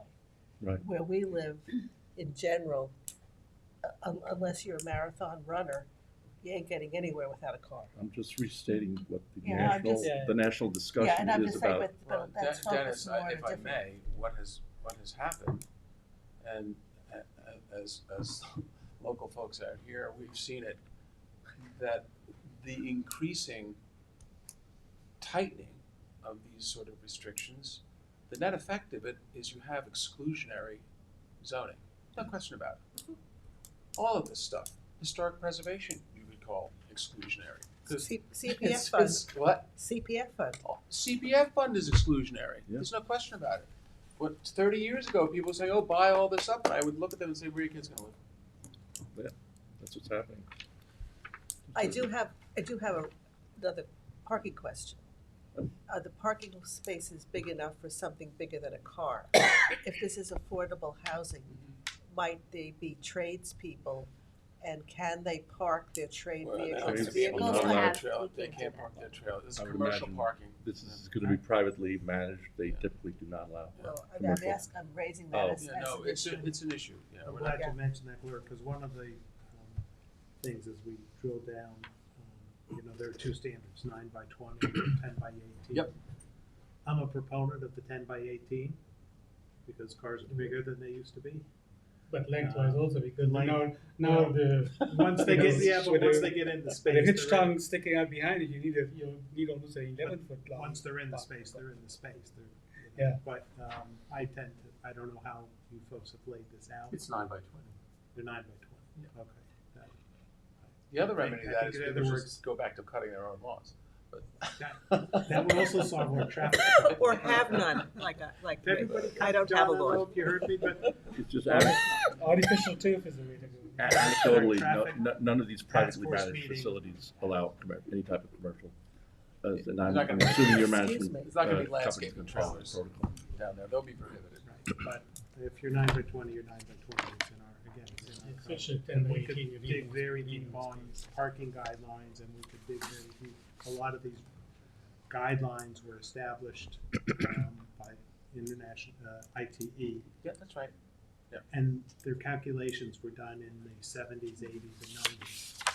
I've been to seminars about how does this get in your town code? Well, you're basing it on ITE calculations, what were done 30 years ago, 40 years ago.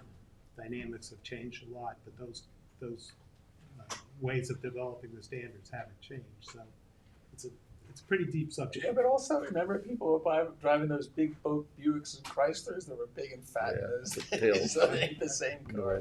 Yeah, but then every child didn't have a car, or people didn't have 3 cars because they can afford it either. So it's just one of those things. So we've got the solar, we've Yeah, got the anyway. charging stations. What else have we got there? Put it to bed, so to speak. Should I Utility just already. kind of go through the issues a little bit here? Yep. So, we talked about the parking, I mean, part of that, I was just gonna say, George, is that there obviously was a traffic study, did you take a look at it at all? Or no? I can double check that. Yeah, that's what I was clicking on and looking when I said Yeah, I looked at so the link you I sent. can see what they had, they just, loaded it on me, is that what happened? Oh, Yes. before we forget, we're okay You with the don't- elevations? You gotta be The once elevation- every 5 minutes. mean- but- I did. I think they're great. I actually did move it, but I think it just says it's gonna cost you. It didn't like your touch. I just wanted to get the sense, everyone's okay with the elevations? Yes. Yes, that is big. Yeah, That's that- a big yeah. one. That's, I make some recommendations with landscaping for the main one. Just they actually use native trees, which is great, some Yeah. plantains, which is good. But there's some elms proposed, and I think that there's a disease is pretty Elm good. So disease. I suggest something, but there's plenty of trees for them to choose from. Where are you in your? I'm on Page 5C. D. So, before we go further, Yeah. and kind of related to this, but so I'm glad to see I'm driving into it today along 24. There's like I'm not sure which agency came through and cut down a lot of the dead pine trees. Yeah. And on this property in the what's proposed as the open space and CPF here, there's like, a ton of dead trees that are Okay. danger. So Yeah. can this be tied in somewhere that, they will cut down those trees as a safety before it Pine gets- trees? Yeah. Everyone's telling me if they're the targets of the beetles, you're supposed to leave them there. No, You're you supposed to Change cut them down and leave them. Yeah. If you If, c- if But- they're, when- Teresa if they're knows. along the road and they're a hazard and they may fall on a person or a structure, then they should be removed pursuant to the necessary authorizations given by the town, often a memo through the environment division. However, if it's in the middle of the open space, it should be left because it does provide Propagates them. Okay. habitat for cavity roosting birds and Okay. bats. Well, then there's That's- definitely yeah. some along South Country Road and along Colvin Lane. And then that should be addressed with the highway superintendent. Okay, well, let me. But they're on private property, though, not within the right of way. So that's the I'll issue. put a note on the natural, in the natural area, Yeah, but. leave them. Because once you cut them down, the beetles will die, and they won't. I was shocked. If the I tree was is good to already see, dead, but there are no on beetles 24, in it. There are no living beetles. But I've had people cut trees down around the dead ones to prevent the beetles from continuing to move to new places. It depends on what's happening, yeah. Mm. That might be a possibility. So, are we on page 6 then? Yeah, let's do 6. It's not a cultural feature, the pavement, we need a town engineer. I do mention, that they have sidewalks through the whole thing, and then there's a walking trail around it, so it's, I moved that on. G, lighting, it's very good, just the LED, they don't have the specifications, and we wanna make sure it's 2700, and the lighting poles are 10 foot tall, so that's very good. The facades, we've already talked Yep. about. Drainage, we definitely need a town engineer on this. I talk about, I'm gonna add about the car wash being a closed loop under public utilities. So I'll add that language, the public address system, the handicap spaces, I just have to add the number in for that. And then, obviously this is a residential development. We should address any of the, standards under that. Energy conservation, will add the reference to the 5 charging stations, and solar is being included. Is there a number of where the solar is going? Is it on 2 buildings or all buildings, and I think it's just a total amount that's calculated, Okay. and I'm not sure exactly what the final layout is, but we're definitely doing solar to reach a certain level of, yeah. Are you using heat pumps on these? Do you know? That should be an all-electric system. All That's probably heat pumps. heat Yeah. pumps? Hopefully, and not just baseboard resistance heating. Right, well, it'll be heat pumps, a split unit. That's state of the art now. That's sort of sounds like that is the best that we can build right now. Yeah. From a cost and an Yeah, environmental it's standpoint. high-performance system. And you'll give us the amount of kilowatts that the solar will. We have that information, I just don't have it. Yeah. Yeah. Okay. And how is that solar going to be applied? In other words, is that going to be, will there be individual apartment meters? Or how will? I think it will cover the common areas, Common areas, yeah. parking lots, lighting, the area lighting. Clubhouse potentially, maybe. Well, I think as part of the application, we should know how many kilowatts and what it's gonna cover. Okay. I mean, that's something you should readily be able We to have that. provide us.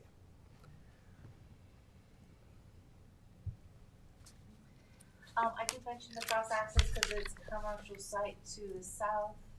Now I'm getting into lot number 2. We won't get to that yet. I think we're good with lot number 1. That's kind of the end. I did have. No, No, there is a second. Go ahead. Yeah, I don't, cross-access doesn't make any sense here. You've got residential. Do you wanna finish lot number 1 first? Oh, it looked like you were mixing them both. No, No. she wants to close out lot 1. Yeah, I I- definitely would like. Yeah, let's Okay. finish it. Let's Thanks. go first, I have one more So thing. just as a general comment, and I don't know if it could be addressed by the town engineer or in general. So I know the site pretty well. I live just across the road on Deborah Drive. Right. We walk down Colwyn and around this all the time. So I understand the elevation differences from the west side where you have mounds of dirt built up and where the low spot is, but I did a quick review of this developing the plans a few months ago. You know, we've been also trying to, in developments, to retain some of the larger natural trees on site of the development. So I know we're preserving a lot of things in the perimeter, but the way this development, and I could be wrong, you can talk to engineers about it, is it's kind of a cut and fill balance between cut and fill, so you don't have to take much off the site, including Because it's highly disturbed. but that's what well, it's highly Some of disturbed, but it, some of there's still a lot of very mature That's oak true. tree vegetation in the central area, and it'd be good, I think, to some of the areas where you're looking to have, you know, grass areas, if you could retain some of your larger oak trees, for example, provide you with shade. Would that mean then identifying where the trees are, maybe change around your elevations, your design a little bit to incorporate that? Even the stormwater, you know, everything is being piped from all over the site to that one recharge basin that you have at the end. Probably as much You as know, anything, a cost what? factor. Probably as much as anything, a cost factor and a maintenance factor. 'Cause Cool. when you're doing you're suggesting recharging, you know, recharge basins as opposed to, you know. You're putting- proposing a recharge basin. No, right are you now. suggesting, you know? I'm suggesting that possibly if you could look at some localized rain gardens where you're taking water from the roof, for example, and piping other stuff down to a smaller recharge basin. Yeah, You'd have just- more room for parking, so. well, It just maybe, gets- but it just I be- think I would like to start to see from Yeah. all developments coming before the board now, more emphasis. You know, we talk about the solar roof, the all of the other environmental things, but the stormwater part of it is we traditionally for decades have been let's throw everything into some 15-foot drains and leach down to the groundwater, right? But there's a lot of stuff that you can do with localized where you can put in a rain garden and it becomes a feature. I was, So yeah, the rain it garden makes is one it pretty. thing, but actual leaching structures. Sorry? The rain gardens are one thing, but actual leaching structures, localizing leaching structures as opposed to doing one large, what we used to call in the old days of some, the cost factor starts really getting involved. If I'm putting all these concrete rings in the ground and localizing the recharge, it starts becoming much more expensive. And The thing about rain gardens. well, is that's that- a different story. That's well, great. but no, you can't just put a rain garden by itself. If you're Okay. feeding something, eventually you have it's got to go excess. So it takes probably it can handle without feeding any directly into the groundwater. You can handle probably 80 to 90% of your small rainfalls without leaching directly into the ground through the stuff. But so typically, a rain garden would be whatever area you put in. You put a drainage basin in it anyway, so that with it set Retention basin. 6 inches above. We have a large retention basin. I know. Yeah. I'm suggesting that instead of having a large retention basin piping everything that way, can you do some local where you have open space areas and lawn areas? Is it possible to modify that size by taking some of the smaller areas where you have roof drainage coming off, for example, and putting some smaller rain gardens throughout the site to take that drainage, and then feed from those for extremely heavy rainfall into the recharge basin. It's a slightly different approach.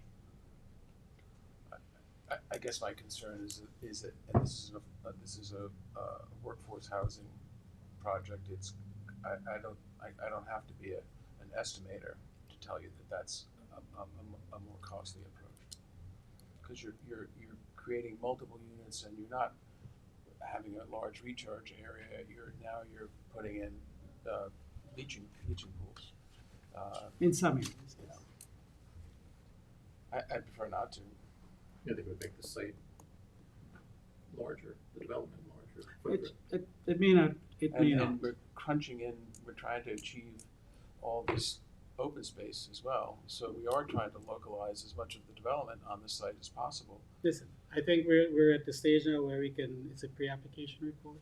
This is site plan. The site plan. It'll be this, the action deadline is January 9th. Competing interests in this application. Yeah, The focus was to get You really do. Yeah. get the open space to keep the integrity of some of these wooded areas. is really over. And I think one of the things that mollified some of the people with the residential development to the east was the way the open space, in terms of not only the open space, but the CPF purchase were structured. Support George's comment. But I think No, we're I'm at not being the critical of point your where, thoughts, I where just- maybe we can't do this right now, but I'm just putting a notice that, I think we need to start looking at this for every Good application policy focus, I that think. comes through the board. I mean, that's sort of a. And we started this 15 years ago. Yeah. When I was here before the town engineer, we did this. Yeah. Parish Yeah. Art Museum and the Favorite Place, we did that. Yep. Yeah. And it just stopped. Right. So we really need to start looking at it again as a Bring it site. back to the table, absolutely. So, It's all sand, and that area has, I think it's being created. it's an existing area that's already low, so they just they're having to dig down deeper to make it, to meet the size of it. But it is an existing depression Correct. that they're digging deeper to make it to the size that you need. have we covered all the, Okay. The only other thing I wanted to mention is, it's kind of important, it's affordable housing. So, Oh, I can speak to that. yeah, we haven't talked about like levels yet or anything like that. I did not refer this to housing, but they will be involved. Well- at this going forward. The development's gonna be 100% affordable units. The town board resolution didn't restrict the rental units to low, moderate, or middle. But the client, I spoke to the client, intends to have a mixed number of units for low, moderate, and middle income houses. All units will be rented to individuals at or below 80% of the area median income. The average rentals will be at or below 60% of the area medium income. So it'll be a mix, although the resolution, the town board resolution didn't speak to it at all. It doesn't restrict you, but that is the intention, a mix of low, moderate, middle income households. And there's a definition in the code, so So- we can refer to we that. should get feedback from housing, maybe. Right, with the covenant that will, Okay. Yeah, with that the will site be, plan. of course. Yeah, so. Sean, is anybody from the company itself here, or you? Excuse me? Is it anybody from NRP here? I'm curious. So how do you? No. How do, in any rental situation, for example, where you have units like this, how do you control? How do you control the occupation of a building? So if you have a 2-bedroom apartment, Right. how many people do you really expect to be in that? And what prevents? We're in the Hamptons, and everybody knows what goes on. Somebody rents a unit and for one couple, and there's 6 people living there because that's what they can afford. How do we? What's? I think way back when we'd asked for maybe some copy of what the typical lease and these things are going to look like to see if there's any controls on how you. Well, you have I don't want to jump in, but you have unified management. Typically, I'm gonna guess it's gonna be aggressive management, competent management. Yeah. It's not like you're doing a smattering of 79 individually managed properties. There's gonna be a management company, they police pretty carefully. But is the that occupancy. actually going to happen? Yeah, I guess mean, I would Well- ask the applicant to answer the question. Airbnb, you're worried about Airbnbs, but Well, I'm not that worried about can't do Airbnbs at all. I'm can't actually have worried. Airbnb. I'm actually worried about. I'm not worried. I'm concerned about, somebody renting a 2-bedroom unit for and the face value of 2 or 3 people or 4 people oh, to exist, and then 10 people is living. we're gonna have. It's gonna go we're through gonna chapter have our 216 housing. Our town safeguards. It's on under that. chapter 216 housing. It's affordability, so it's gonna go through our housing department in terms of lottery and qualifications and certifications and all that other stuff that they have to do yearly. Yeah, the question is, all said and done, they'll follow the rules to get the apartment, and instead of the 2 people moving in, 4 or 6 people might move in. Well, And how They're do in you control violation. You'll that? generally hear And from how do you people who control live that, there right? if they It's gonna are. be the management company that has to control it. Yeah. And then it's about how long it takes to get that cleared up. That's the bigger problem. Yeah. You find it, and how long does it take to evict, or, And you'll see that's with often the biggest problem. Parking right? problems. And parking That's one of problems. them. That's how the town, Yeah. in the past, has identified houses that. Yeah, And here other- again, it's to some things you mentioned, it's a post-review of property and say, okay, what's really happened here? And Whether it it's becomes parking or and the it's school a general district or- conversation, right? But it becomes a Yeah. quality of life issues for people who live in the neighborhood, Yeah, and then, yeah. and then for the surrounding neighborhood as well, right? That you suddenly have this. yeah, although there will be guidelines that what's going to go through the know, the lottery system, and you can't anticipate that people are gonna break the law. Yeah. You can't. It's a clear violations. There might be one or a couple. No, I understand. And you have to just be aggressive at controlling it. Yeah. The town has Continue on. remedies. All right. That's good. You can blame me for when we don't get a break to have dinner. Anything about the trailers? Bill? Trailers? That's, trailers are lot 2, so it's gonna oh, be I'm lot sorry. 2. No, it's okay, it's all good. Lot 2 is Lot the two. car wash and the laundromat. Yeah, I'm gonna go again through our A through, Is this all in the same report? all in the Same same thing. report, but on the page number 4, it says lot number 2. Okay. And this is an important one because I'm gonna give you now this site plan to look at. So if you're familiar with the car wash and, the laundromat is, Page number 8. there's an open curb cut, there's like one Yeah. little island there, so the I county think, I'm not has sure. responded back in the referral process, and they are going to, they're going to require some formalization of that curb cut there, right? It might be helpful. Yeah, you have At a this plan? point, I got this from Chris Robinson, the engineer. He's talking to the county, and this is conceptually what we're talking about here. I'm not saying that this is cast in stone yet, but, Yeah, because Slow down. you have a wide open 200-foot curb cut in that space, right? Give you so back. obviously, understandably, the board would take the opportunity to close things, neck things down. And this is the latest iteration. It you know, it is a county road, so obviously we have to deal with the county. This is the latest iteration, which Chris tells me that it's gonna look something like this. And he also wanted to suggest that those islands could be used to landscape as well. Yeah. That makes sense. Okay. I'm not saying that the county, I don't wanna represent that the county has signed off on Yeah. this, but this is But that's kind of what they're where thinking. we are, yes, Yeah. Yeah. yeah. That makes a lot of sense. Yeah. Yeah, so that's, I mean, And I'm there's a sorry, lot. I just got this. No, it's correct. perfect, that's great, Good no, timing. thank you. So obviously, county has the final jurisdiction. Yeah. So Yes. we'll deal with that. With regard to parking, I don't think there's a parking issue here, we just wanna make sure maybe put some handicap spaces for the laundromat, not the car wash, because it's just, you know. Sole drive-through. It's a drive-through. Yeah, landscaping, the landscape, if there's these aisles, we'll have landscaping in them, so that's C. With regard to, not natural sure where we are. features, there's a nice buffer on Page this number? side and this side, and this is a residential use here. And then there's a buffer on this side, I think 20 feet to one point up here, Yeah, we maybe. do 20 feet on each Yeah, side. I think it Yeah, makes sense. It exists on the west side. The east side, just the 1 or 2 trailers are on there. They just need to be moved over, and I think you got them. Okay. So we'll do that. Obviously, a town engineer. Lighting, any non-conforming lighting would be brought into conformance. So on the site, so we'll just take a peek at that. Facades are not an issue. And then I'll put the information about the closed loop for the car wash. And then, that's pretty much, and then cross access.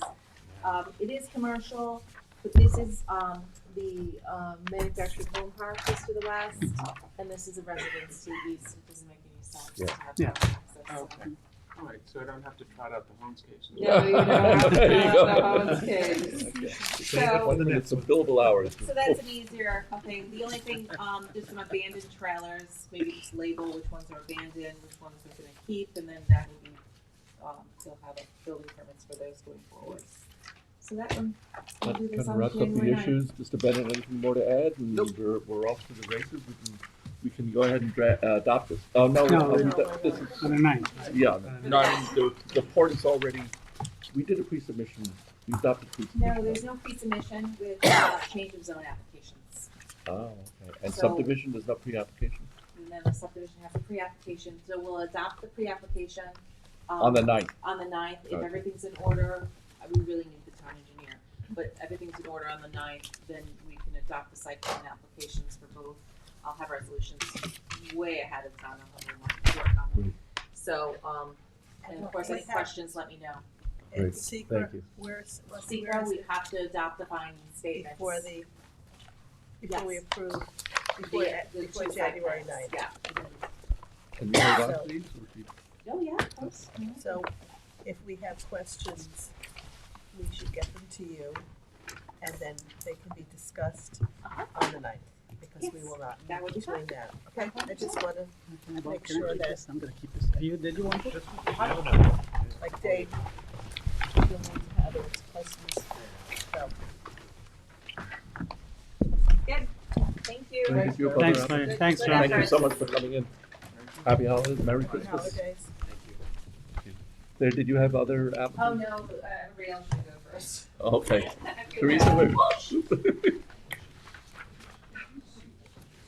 Hope it's not coffee. It had a cup, it had a lid on it, so hopefully it Oh, didn't that's spill. good. Teresa, where are you taking us?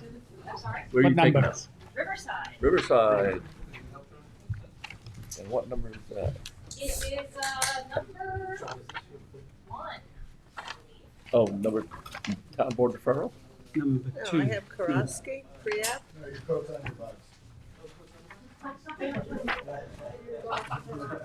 Oh, yeah, it's on board referral. Okay, okay. so this I is thought it the would be. Riverside Sewer District and Sewage Treatment Plant. An administrative site plan application has been submitted. The town code does allow for administrative site plan for town capital projects pursuant to a referral to the planning board. This, at the moment, is solely for the clearing of phase 1. We are submitting the site plan application in order to clear phase 1 during the restricted window for northern long-eared bat, as well as to try and accommodate the school district, so that we're not doing construction activities or clearing activities that would interrupt instructional learning hours. So that kind of limits us to 2 weeks at the end of December or the February winter break.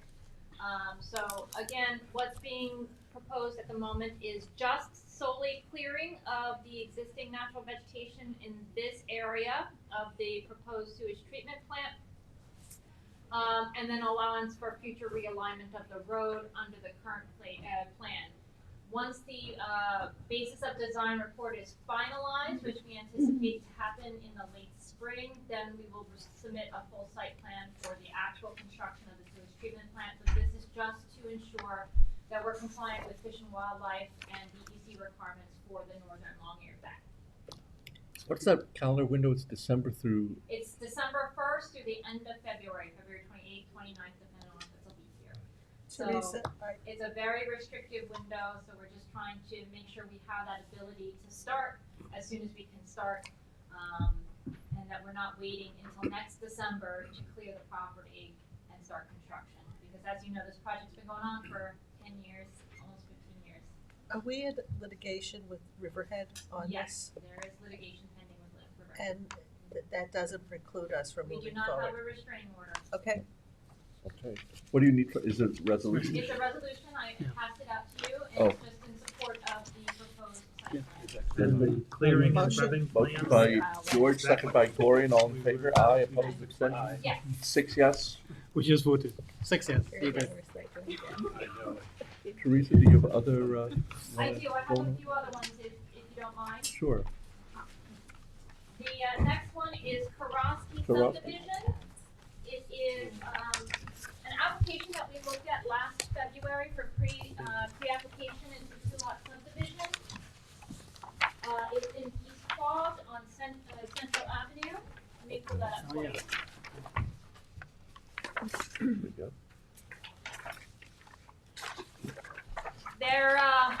Their attorney, Heather Wright, is trying to stay ahead of the game.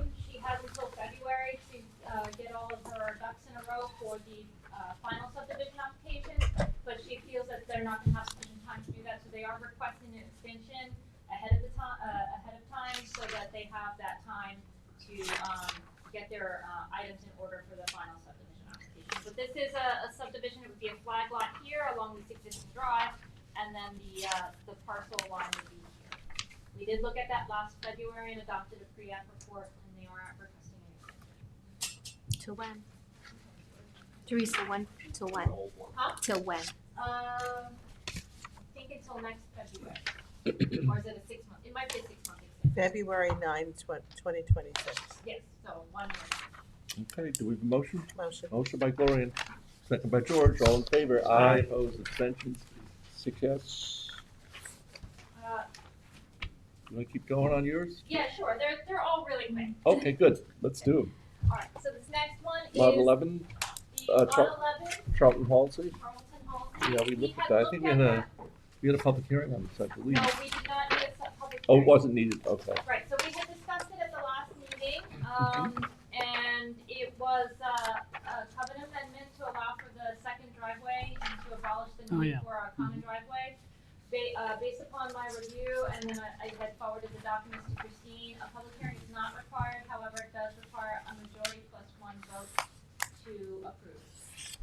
Okay. What is the address on this? It's on Halsey Path, you know, if you go down Flying Point Road, down from the highway and you make a left, Halsey Path is that little cul-de-sac there on the left.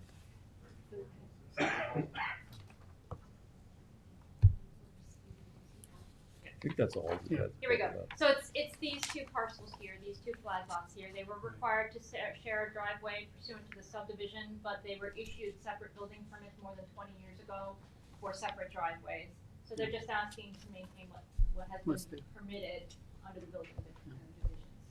Oh, Okay, there's motion by Second. George, second by Kate, all in favor? Aye. Aye. Opposed, abstentions, 6 yes, 1 absent. The next one is the Watermill Museum. So, here's a report and,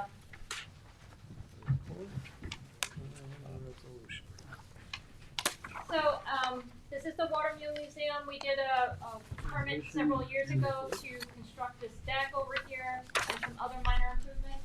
The applicant is seeking to abandon the existing septic system, which is under this brick courtyard, install a new IA septic system, and reconstruct the brick courtyard. I did a staff report, which kind of goes through the site plan standards, which they're demonstrating compliance with. The Conservation Board application was referred to the Conservation Board, and they are in support of the project. So I am recommending adoption of the report and authorization of the septic system upgrade pursuant to the conditions outlined in the resolution, which is adding the buoyancy straps, which will be required by the health department anyway. Yeah. And then submission of the signed, the plans for signature, and then either submission of the engineering fee or obtaining a fee waiver from the town board. Where is the new septic system going? Right Underneath here. the brick. Still, so still under the same, In the Same area, location. The yeah. same location. Okay, It's a good thing. yeah, yes, very good thing. absolutely. Is that a motion? That's a motion. Okay, second by George, all in favor? Aye. Aye, opposed, abstentions. Today, if you open your mouth, you've moved it. Well, Good, I'm moving a good fast. party is a good thing. Absolutely. The last one is 173 North. Let's see. on- that's good. I As think my I did plumber one. friend says on the lettered on the front of his truck, a flush beats a full house.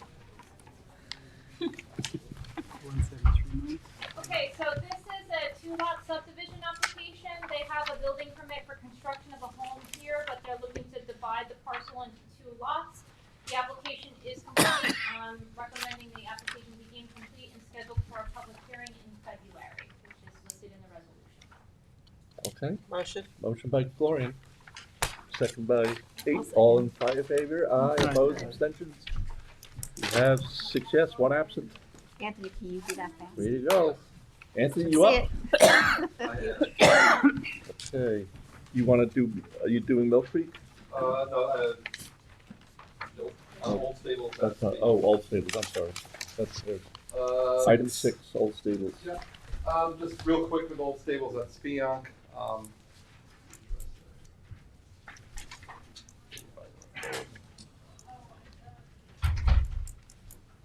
Actually, as you can see, actually the aerial, wow, this is really updated. So we have a subdivision here that we did a final approval on. It's 7 lots. So it's 6 market rate, 1 affordable, and then an open space parcel on the back here. Back in January, so almost a year ago, we set the performance bond, and the applicant never followed through with it.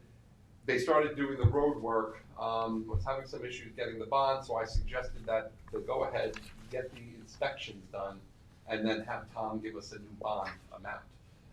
So all we're doing here is rescinding the bond amount from January 2024 and doing a new performance bond amount in the amount of $214,289. Do you know what the other one was? Just, 500 something. okay, Yeah, so they've done a lot of the work. they've got a lot of work done. Got a lot of work. Good. So Okay, is do we this have a two motion? actions? No, it's just, we're gonna rescind, and All at do once? a new performance bond. One resolution.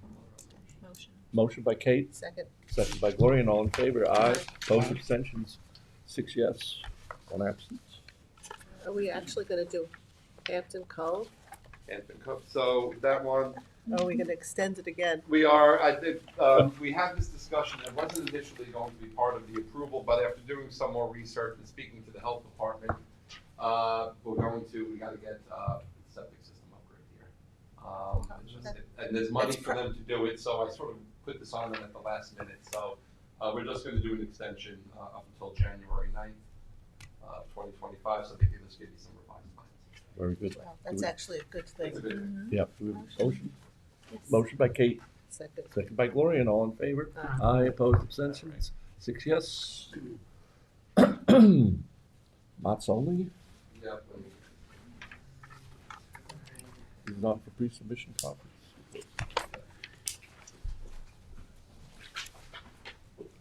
Gloria.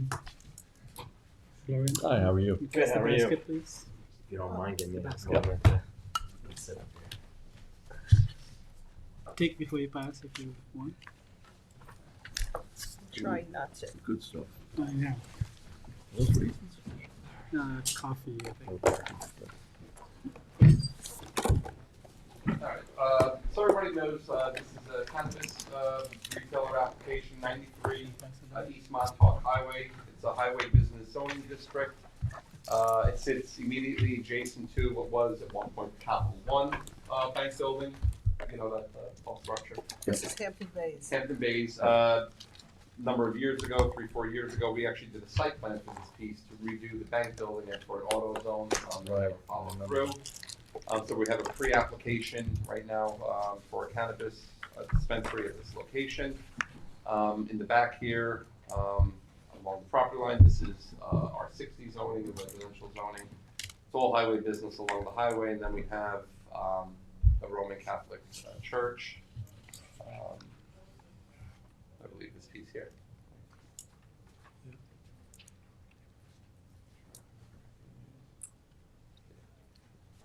So the church property sits here, this is, Where's the King College Shopping Center? Is that just Just between? down to the right left. here. That's- Okay, yeah. that's all right, so it's the property that I'm thinking of. Thank you. So that's the description, and if you look at the first page, just for, by way of a little history, it talks about, the subject property and this property next door was part of a subdivision, actually from 2014 that created these two lots. Commercial subdivision, and as part of that subdivision, just so you know, there was a 50-foot buffer, sitting in the back, has been maintained actually, so there's already established a 50-foot buffer. And just for reference, not that it's important right now, but, there was a pretty significant grade difference between the two properties, so we really looked at cross access, because of the big grade difference. So, this is a pre-submission, the board looks, on page 2, I have the public comments, we had a public hearing, in October. We received, written comments and comments from the public, we have objections from St. Rosalie's Roman Catholic Church, as I showed you where they're located. Because you have a church, which is subject to a 200-foot separation difference, then the church provides a pre-K daycare and children's ministry series, so we consider that school, not subject to a 500-foot setback. So we got comments from the CAC and the public. Comments regarding uses located in close proximity to the residence, church, and daycare center. Cannabis use is not appropriate at this location or in the town in general. Concerns about traffic, safety, hours of operation, lighting, no on-site consumption, need for proper landscaping and buffering, and that cannabis dispensary is contradictory to the town's revitalization And Anthony, I think a couple people spoke out in favor, if I remember correctly. Yep. I think we should make a note of that. Yes, absolutely.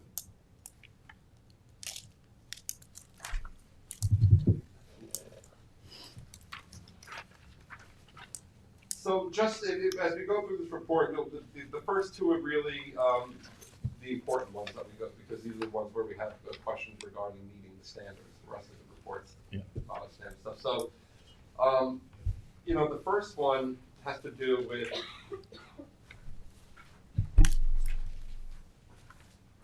the 500-foot setback. And so, I don't. It's a pre-submission. We don't have radius, exact stuff that we need. But, the question is, does it meet the 500-foot setback for a school, right? For a daycare school and that kind of thing. So, the way the code reads, it's measured, it's taken in a straight line from the nearest point of the school grounds to the center of the nearest entrance to the license. So, we've been taking, the position, the closest points of the school facility, as far as I'm concerned, it says it in the report, is the property line here. That's the closest point to the school facility, in my opinion. And that's what the report says. So the question is, do you meet the 500 setback from the closest point of the property line in a straight line to the front door? And that was one of the questions that was raised by the public, that they may not meet that 500-foot setback. So that's an issue that had to be raised, and so that's an important standard. Can you clarify to 1A, it says retail cannabis store is not on the same road and within, so it's and, not or. Okay.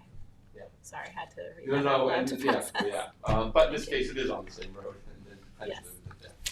And you're saying your initial read is that it is less than 500 feet. If I'm raising that question. The code is saying Yeah. 5, and you're questioning whether it meets it. Yeah. Okay. And then number 2 talks about the transitional yard setback. The way the code reads is retail dispensaries are subject to a 100-foot transitional yard adjoining residential parcels. That's, and we've had this question pop up on a few others, if you recall, and I've sent them to the chief building inspector because it was a question. Here, this black property line adjoins a residential district. That's very clear. So it's subject to a 100-foot transition setback, which they show here. And they're showing driveway and improvements and so forth within that transition yard. Nothing's supposed to go within a transition yard. It's supposed to be completely clear. There are provisions in the code that allow for driveways and such through transitions, but it's through the front transition yard. Because you have a front transition yard, it's a street transition yard. Presumably, you have to have a driveway to go through. So these are the two big issues. I'm pointing out here. The 100-foot transition setback, it's a special exception standard. It's unique to cannabis retailers that provides additional standards beyond the minimum required in the HB zoning district. And in drafting the town's regulations, it was determined this 100-foot setback was the minimum necessary to provide adequate separation between residential uses and cannabis retailers.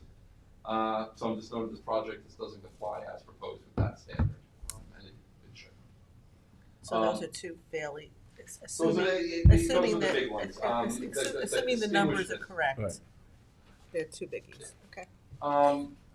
So number 3 points that out, that as proposed, these have to be addressed. The planning board can't approve the project as proposed then, subject to these. And I'm not saying they can't address these, these are the standards right now. And Nevertheless, those are our zoning standards, not the states. the 100-foot transition is our standard. Yes. The 500-foot separation difference is a state standard. Thank you. that we Thank you. To clarify, the state measures differently than you guys do. State measures door to door, and you measure lot line to door. Okay. There's a slight difference. Thank you, appreciate that. Nevertheless, I just had the comments, for the applicant. A talks about the sections of the code, the special exception standards, general and specific. B, regardless of any licenses that may have been issued already, no delivery services or anything until approvals have been in place. Parking calculations haven't been provided, but based on the size of the building, it looks like 12 would be required, and it would be an issue. The plan right now maintains the 2 curb cuts, one way in, one way out. redesigning this, it may be better just to have one curb cut in and out, because right now it has, sort of a driveway going around the Well, I building. guess it was a drive-through. It was a drive-through bank at one Yeah. point, so that's not the case anymore. Consideration maybe to redesigning this a little bit. The board thinks that might be, worthy. Next one talks about the traffic study, so the planning board will require a traffic study as well as the a pedestrian movement and circulation plan. And we always raise these other questions about time, parking, accident reports, trip generation data for this use. They went to the ARB actually, so I noted in here that they went on a preliminary basis. We don't do referrals at the time of pre-submission, but the ARB did review this in November and approved the design of the building.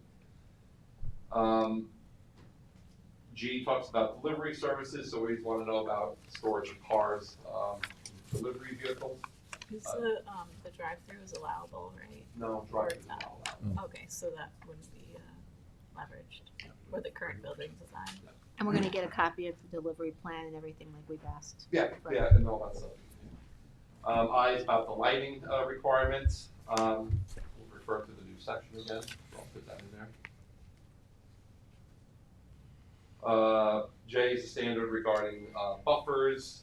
So site's pretty wooded. The landscaping plan is pretty good. So we may want to look at, depending on what happens in the rear, if we need to bolster the buffer from the residential and of course in the front as part of the site plan. Other than that, most of the property has good vegetation on the perimeter. A detailed safety management plan must be submitted with the formal application.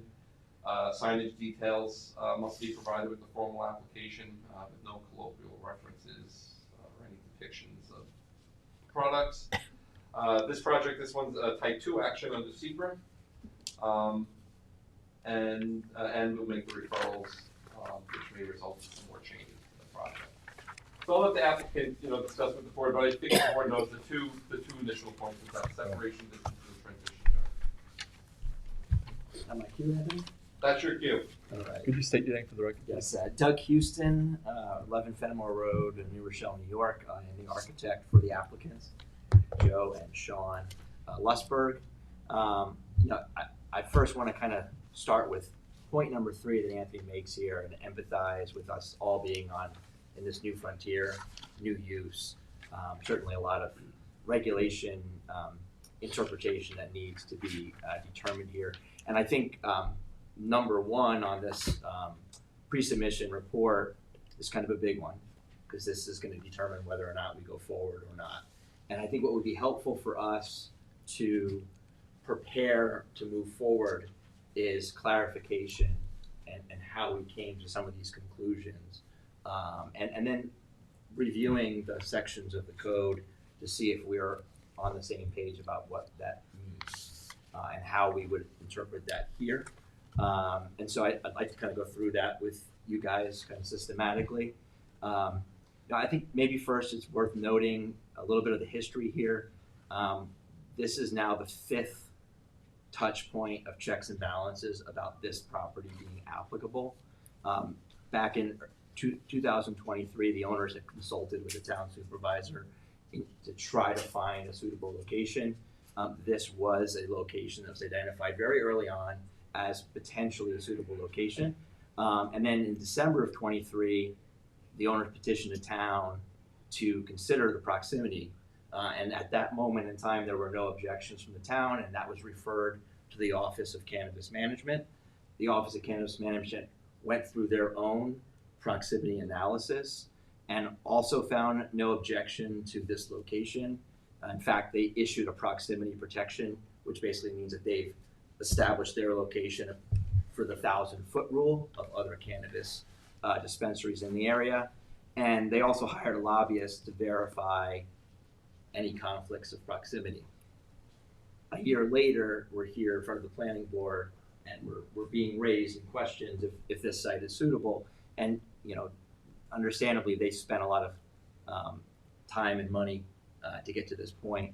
And so we're hoping that today we can get a better understanding of why that's coming up now and why the town's determination was different than their initial assessment and the OCM's assessment. If I could just interrupt you for a second, I don't think you're gonna get any definitive answers on that today. I It's the presume. pre-app report, so it's raising it as an issue. Obviously, we'll have to sit down at some point and try and figure that out. If you could, in the meantime, provide this proximity determination that you got from the state, whatever you have, Sure. if you can give it to Anthony, it would be helpful in us looking at everything. Absolutely, absolutely. But what I heard was that it was the state is 1,000 foot from other cannabis Right, and ours is dispensaries, 500 not feet. anything No, to that's, do with. yours is 1,000 Yeah, as 500 well. feet for, This is one of like Schools. 4 different proximity For schools. No, requirements. but they go through the distance requirements to make sure that you comply with the churches, schools, Yeah. and community centers. The example I They did all heard, measurements. okay, the only one I heard articulated was 1,000 So foot. far, so far. I'll go So, through each of them, okay. 'cause I think it's relevant. Andy, I presume you prepared the report, so I think I have some just on the same page questions. Can you confirm what uses St. Rosalie's included in their written comments? This was the first objection, third objection. You note here daycare services. Is that the only use that they provided in that written report? I didn't have a copy of the report. I'm presuming, I'll have to double check that Okay. because that's what they said. I went on to the point that other members of the public mentioned pre-K ministry series, which is that's typical for Yep. Catholic Church, Sunday school, that kind of stuff. I don't think there's any question. Typical uses in a church, yeah. Okay, can you confirm where on the property each of the uses that you've identified is located? I have a map here if you wanted to kind of point. So No, where I- is, no, that's you don't know where that is? I'm raising a question Yeah, here. yeah, yeah. I didn't say you don't meet the standard. I said you may not meet the standard. So you get the opportunity to address these comments. But I didn't sit there. I'm not going to sit and measure from each point. I'm just raising the No, question. not measuring. I just, there's 3 uses identified on the property, and I think the location of those uses is important to establish. I would agree with you. Yeah. And I'm just saying, based on a pre-submission conference, based on Yep. conceptual site plan, based on the reading of the code, I'm simply taking the measurement from the property line to the front door. If Sure. I'm not correct in that, or there's another thing where the state says I'm wrong about that, I don't think you need to defend you know, yourself. I'm just, trying to I will establish. address it, but I don't have Yeah. any measurement. So our understanding, just so that we're on the same page of the board, is that there's a building in the rear of the property. So this is the building right off of Montauk.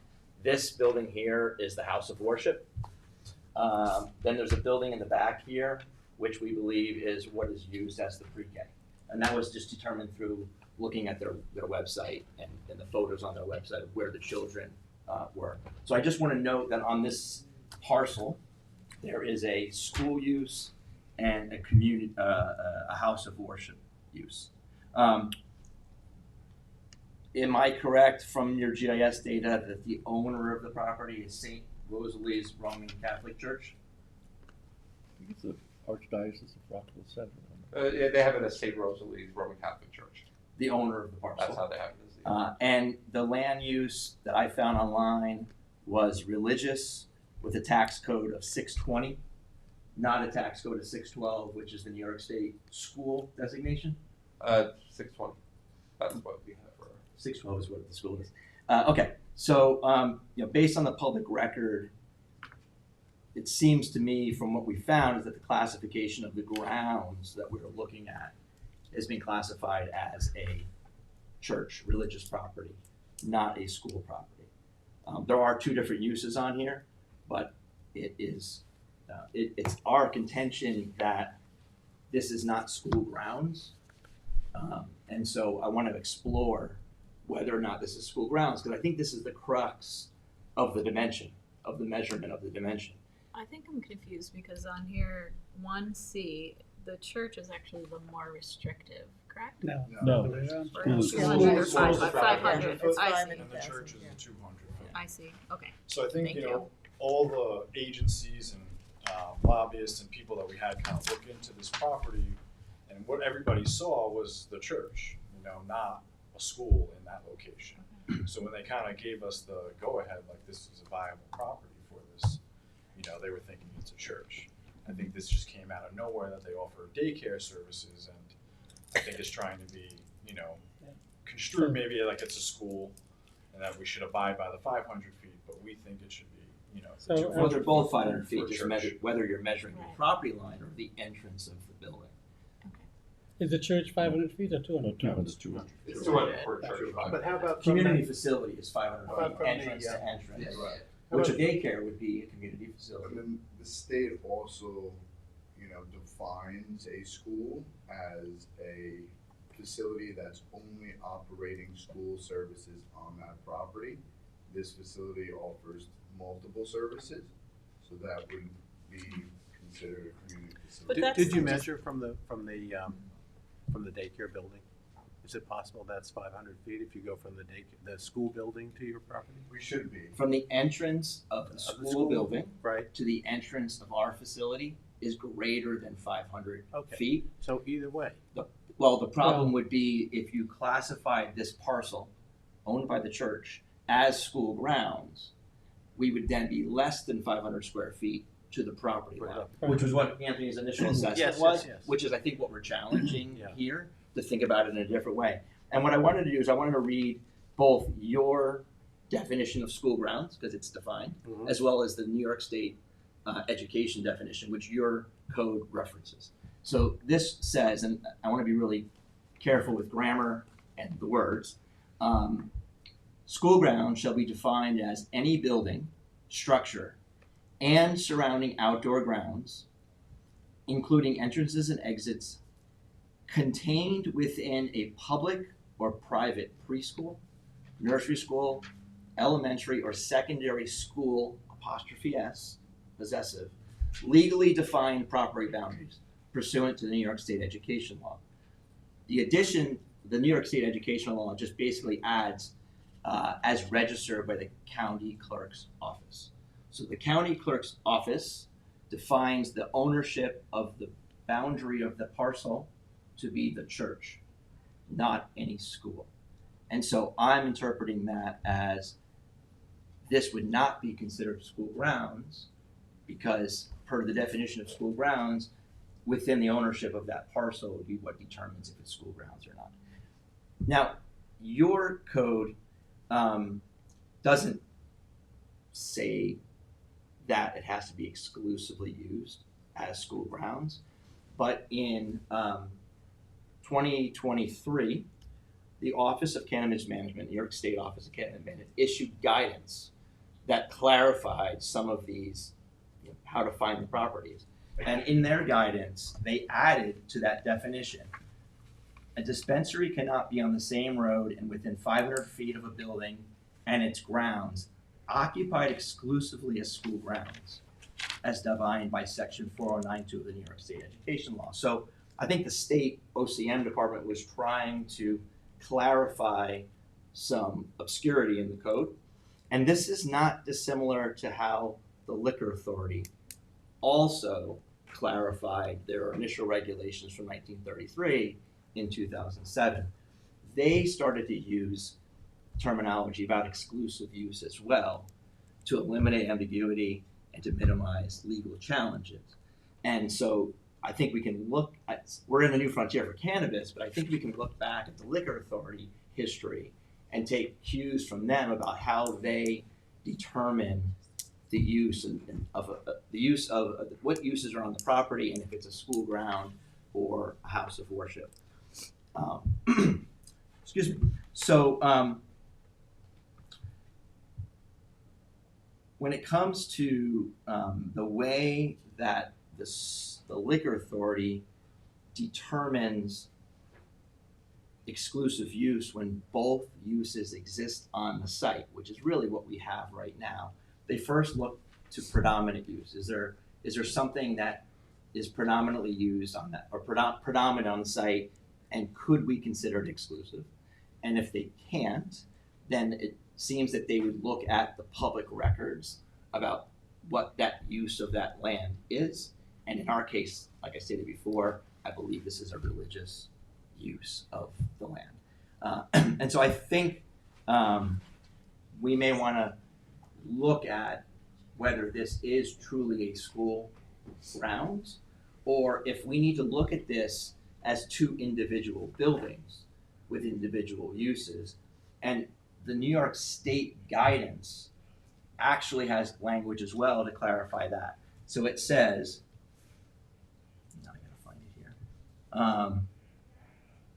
The measurement shall be taken in a straight line from the center of the nearest entrance of the nearest building occupied as a school, comma, on the school grounds, to the center of the nearest entrance to the premises of the licensed cannabis dispensary.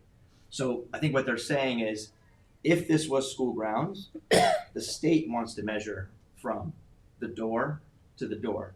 Your code, when it's determined to be school grounds, asks to measure from the property line. So I would call your code more restrictive than the state code. But the spirit of the state code is a clarification that it's a school building on a school ground, and then we're definitely in the domain of school grounds. And then if your code superseded, we would go into the property line. But in this case, there is a house of worship on land owned by the school, by the church.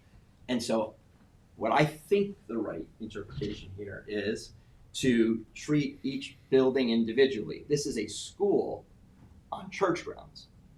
Presumably the school is leasing that space from the church. The predominant use is the church. And I would say we would measure from the door of the school to the door of our building, which is 500 feet, which we would comply with, and to the door of the house of worship, to our door, which is 200 feet, which we would also comply with. I don't think school grounds applies here because of the clarification that New York State has given to us. So typically when we need an interpretation of zoning code, we Well, I refer think in to- this case, because it's an entire, we're talking about really the state versus the town's regs and guidance and whatnot. And just so you know, we have an attorney in the office who actually is the one that really does all the cannabis stuff, and we do speak to OCM she does quite frequently. We just had a recent issue where we spoke to them on a difference in understanding how local municipalities issue COs as different to what they think of when they see a CO. Sure. So it's kind of like a learning curve on both sides, but we would after this, once it's adopted, it raises that it's an issue that needs to be discussed. We will then have meetings and talk about it, and we will involve OCM in those meetings, and we'll get a Wouldn't we want to determination get one way or the other. an interpretation from the chief building inspector? In other words, Not- their well, he contention can- is not- that I wouldn't Not right yet. now. I mean, they that's their right. They certainly can do that. But what I'm saying their position is that this is not a school. School grounds. I school yeah, I grounds. understand that.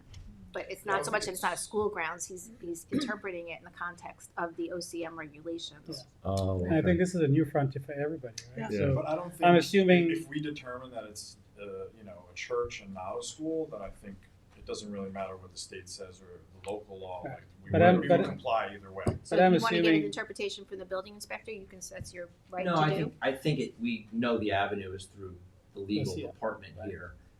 Is it possible for me to be in those meetings with you and OCM? Yeah. To help Yeah. facilitate our understanding of the proposal? Yep. I think But that would be useful. You always also have that option to go to the building inspector. Sometimes that's a cleaner avenue. You can But- do that.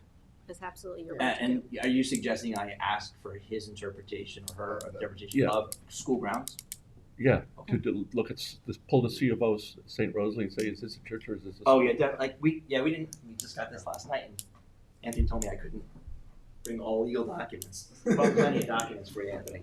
But I think there's Suffolk County record search we want to take a look at, and the permitting. How did they file that building? What uses did they file those buildings under? Because if he says it's a church, case closed. Yeah, I also like to note that there is a liquor store right across the street from that church, right? So Yeah. for that. Yeah, unfortunately, liquor was legal long before, But it- cannabis. But they have a It still 200 has foot the setback. Yeah. rule They do. that is similar, But- not exactly Very the similar, same. yeah, that's a good point. But Dennis, I think also, again, because this is new and emerging legislation and interpretation, that even if the building inspector determination this is a not school grounds under the definitions, the whole, the intent of the law probably was to provide separation between small children going to school or children in school and a cannabis retail store. What are the implications associated with that? I'm not getting into that. So I think in this case it would be better to, they could certainly go that route, but I think there's an interpretation You're gonna have of to do it one way or the OCM. other. And I would assume from your discussion that when you refer this to OCM for their interpretation of separation distances, there was no mention of the fact, that there was a classroom, any kind of schooling going on at the church, which you probably didn't know about, right? So that probably wasn't taken into account. This may just well be a new way of a separate interpretation you need to make to clarify that section of it too, because there could be many. It could be that the church has an outreach half mile down the road where they send kids to get. Is that a school or not, right? So Well, just and to raise the issue, and we should get all these interpretations, and we should talk to the Office of Cannabis Management and talk to the Chief Building Inspector. And I say because there is that 500-foot and the question about whether it's a school or church, because we have general special exception standard and not specific, and the general just says that the planning board shall find that the characteristics of the proposed use are not such that the proposed location would be unsuitably near a church, school, theater, recreation, or other places of public assembly. And that's just a general standard with no specific setback requirements, and that's another standard that you have to. Yeah. Well, That's what I'm saying, fortunately, but we have interpretation- guidance, we have statutory guidance for Specific that stand. guidance. But the interpretation, Which And will that help on that. has the opportunity to provide that. the interpretation from the building inspector is fine, but it's still gonna have to come down to what we Yeah, it's gonna be mean that's gonna contributory, be. but, no, I totally understand and that. it may end up being site-specific determinations from OCM based on conditions. for- So you talk about separation, I mean, there's certainly the dimension as the bird flies, and then there's the physical, property line. eye level characteristics of that area. And I just kind of want to note that the area just kind of in between our facility and the church is heavily wooded.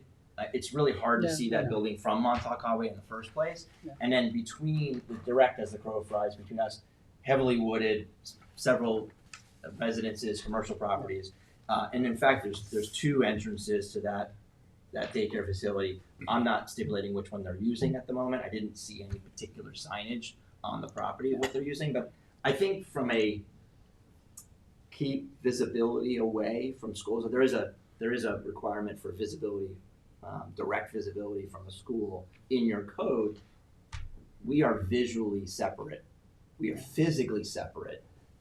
It's just we are getting close as the crow flies, and I think that school grounds determination is going to determine whether But I think we're there's okay or also not okay. there's also the perception, general public perception of use at this moment, right, compared to that, right? So it really is a front. You're at the front, frontier. Yeah, right and now, I right? think discussing children in general, I think maybe an important thing to do because.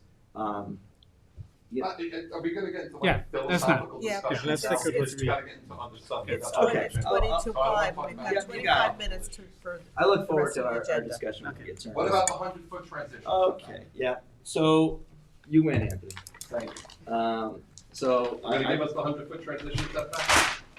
You're gonna have to. You have If you to. go to the zoning board to get release, you're gonna get. So I pushback think from what that. we're going to do is there's a large planting bed around the backside of the building that we're just going to reduce down so that the access driveway that runs behind the building stays out of the transition zone. So I think that move will solve the encroachment into the transition zone. And I think one clarification I wanted to make from something you said, the transition zone doesn't prohibit anything in it. You want screening. The transition yard, aside from the front yard, which allows for certain things, are supposed to, there are specifications that can be vegetated. Correct. But yes, they're not. Not, well, I think you said in They're your not- report, they're not clear supposed to- with nothing in it. Yeah, they're not. Retaining walls could be in there because of grade changes. Yes, I wouldn't necessarily give you any grief about that, Okay. because a retaining wall's not a cannabis facility next to someone's house, so. And we're actually, the nice part about this in the back of the property is that the grade outside of our property is much lower. And so we do have a large retaining wall here, so again, visually, there is a separation. Right. And we have a fence on top of that. So I think, Anthony, you'll see the proposal, we've acquiesced, we're outside of the transition zone, and I think we can take 2 off of the table. Perfect. There's a few things in your other notes that I would love to Sure. just ask questions on. Let's see here. So parking calculations was included, Anthony, and we Oh, maybe I just missed yeah, it. it's fine. It's 12. We're gonna provide. I think we're providing 17. The 2 curb cuts. So I was curious if that was a recommendation based on the fact that the rear transition zone was in jeopardy. I mean, look, the reality is that this is, from all intents and purposes, a interior retail improvement. This building that we are trying to improve is in bad shape, and there are certainly some zoning requirements that we have to do things, but changing the existing access to the site is not a requirement in zoning. And in order to, and I don't know if you've seen the renderings of this, the guys are really interested in investing in the building itself, but money is not unlimited, and so if we can avoid DOT curb cuts, all of that extra process, we would really like to keep the existing curb cuts as they are. They were So- presumably approved before. You know, the one way in, one way out is not the worst thing in the world. I just made a suggestion that the consideration, so I'm not married to, just that's one not thing, true, though. Judge should be aware. I've done 2 referrals in the past on change of use applications with no site plan changes. Mhm. And the DOT and the DPW made them do major work in the right way. So Yeah. I just don't want you to know that if I make the referral, they say we want the sidewalks redone, you know. We know they could throw the hammer I down just- I and just require want- us. Yes, we You know know, that. Okay, and then. So I'm not married to that Yeah. one curb cut. We did provide a dumpster location. Maybe it wasn't clear in the description. I just want to make sure that that was adequate and no additional work was needed on that. No, we made sure that we get the detail of the. Some of these fencing big and the boilerplate, landscape, yeah. Okay, we did provide a landscaping plan. It wasn't as sexy as I Yeah, thought. no, just, these are all for formal submissions, that's all it is. And so. But what we provided is adequate. I don't have to make it elevate the graphics of it any more than what it is. Okay. Just with the formal submission with, you know, the height of plantings, the caliber, all that stuff. Okay. Usually pre-submission. Okay, just to clarify, you said we could take 2 off the table. Doesn't mean we take 2 out of the report. They've addressed number 2. Said I think that's what it You is. can address number 2, They've but addressed we're it. leaving it in the report. But it's staying in the report. Yeah, that's right, because it's based on the plans. that It's we just an have. informational report. And it's Suffolk County DPW would be the authority, not the DOT, for the curb cut. That's a county road. Great. I think my thing with the 100-foot buffer was, you know, speaking with kind of the fire marshal, you know, he kind of said that, so this is obviously an existing parking lot that's there. We also had the town engineer come out and walk the property with us because, you know, it needed some repair. There was some areas where it sunk in a little bit, so we wanted his kind of feedback if we needed to replace the whole thing. You know, we're leasing this property, you know, we don't own the property, so, you know, we've raised over $1 million to invest in the property, so we're gonna make it gorgeous, but we were trying to kind of stay away from having to redo the parking lot, because that's a huge expense. And after the town engineer came and walked the property with us, he kind of agreed that you don't need to redo the parking lot. You know, we had contractors come and look and said, oh, this is in bad shape, like, you know, the town's gonna make you redo it. So we kind of had the town engineer come and tell us that we didn't need to redo it. But now it's this, you know, kind of driveway that goes behind the building, which we were kind of hoping that could just be maybe a fire lane. You know, we weren't gonna put any spots or occupy it with anything, but just kind of leave it the way it currently is, you know, so that the fire marshal and their trucks could get through. So that was just my only thing, like, I just don't know if anything else is gonna come up if we're kind of decreasing that space and the fire trucks can't get to the rear of the building. And my understanding of the transition zone is that it's mostly restricting use in that area. You don't want any uses in that area on the piece of property. And so if all of our uses, which includes parking, and I guess in your interpretation, the driveway to that parking is off the transition zone. What I'm trying to avoid here is relaxing special exception standards for a new use in the town for which we have not one business opened up yet. I get the reservation has them all, but we have not one approved plan. And if this then goes to the zoning board of appeals to get a reduction, because I don't think this planning board could reduce to have the zoning board. You have to go to the zoning board of appeals to get a reduction in the 100-foot setback, Our If you intent submit is, your application today, it will take you 4 months to get a hearing. our intent is to be as of right. Yeah. And so that's what Supply. this revised proposal Yeah. is, as of right, out of the transition zone. Transition zone, you allowed lanes of travel, you allowed utility, You know, if No. you said to me, if the fire marshal says, you know, Yeah. we You need need a to- fire to lane get there, the fire I'm not truck gonna around. stop you from putting a fire, the planning Yeah. board's not gonna stop you. We can be reasonable. I don't have a real problem with the one in, one out, but I mean, you Okay, know, that's fair, that's yeah, fair. it's, state might exists. have thing is, other at this plans. point, it's pre-submission, right? So all the considerations are out on the table, situations change Yeah. from this very moment to your time of submission, and we have to consider the application with what's in front of us at the time, so might want to raise some more money because it takes time, it takes money, you know, those considerations are all in place, and to Anthony's point, you know, we don't have any facilities that have been granted yet. This is gonna be highly visible, highly, you know, potentially contested and some supported. And, you know, it's an uphill effort. And that's, so, I don't see anything in this report that be we can't prepared. solve. Yeah, No, again, if new things come into the report, Yeah. we'll have to address Well, it's a them. guidance document based on your submission. Right. That's what it is. But my goal on the next submission is to satisfy everything you need here Right. and to be done. Yeah. I know it's your goal too. I mean, Yeah. You love to approve we're ready us. for the application. So I don't think there's gonna be And by much the way, the resistance. elevations and the renderings look really nice, by the way. Yeah. I would say the landscape look really good, so I think it's something. So we're And, good to go to adopt this report. Do we have a motion? Yeah. Motion by Kate, Second. second by Gloria, and all in favor? Aye, Aye. opposed, Thank you. abstentions? 6 yes. Thank you, guys. Sorry for the wait, folks, No, but thank you for happy to all get of the the application. Appreciate your time. Okay, Thank you very much. you're welcome. I'm getting up there. Anthony, are you staying or I'm you? just gonna finish my last few things. Howard is on the agenda. Howard, Item 12 is off. Never had time. Keep going, Anthony. What else can you take over? Frith actually is also, Frith. we're gonna do an extension of the secret action deadline until January 9th. Okay, do we have a I think motion? we should make an extension until 2099. So is that your motion, Gloria? Yes. Motion by Gloria, second I'll by second. George. He's smiling. All in favor? Aye. Opposed? Abstentions? 6 yes. King Lane He's Estates. smiling. And then I have just, King Lane Estates, it's a North Sea 3-lot subdivision, but they don't have a cluster plan, which we planned, which we would want here, so I think we're just, I'm recommending deeming it. Deeming it incomplete. Do we have a motion? Motion. Motion by Kate, second by Tom. All in favor? Aye. Opposed? Abstentions? 6 yes. And then, just so you know, the only walk-on was the Farrell Butter Lane, which Gloria signed the maps. Okay. Yes. Acknowledge that for the record, and that's a walk-on. Yes. Claire, are you up or? I have 2 applicants, so if we don't mind jumping around. Okay. Do you have is that Mill Creek Heights?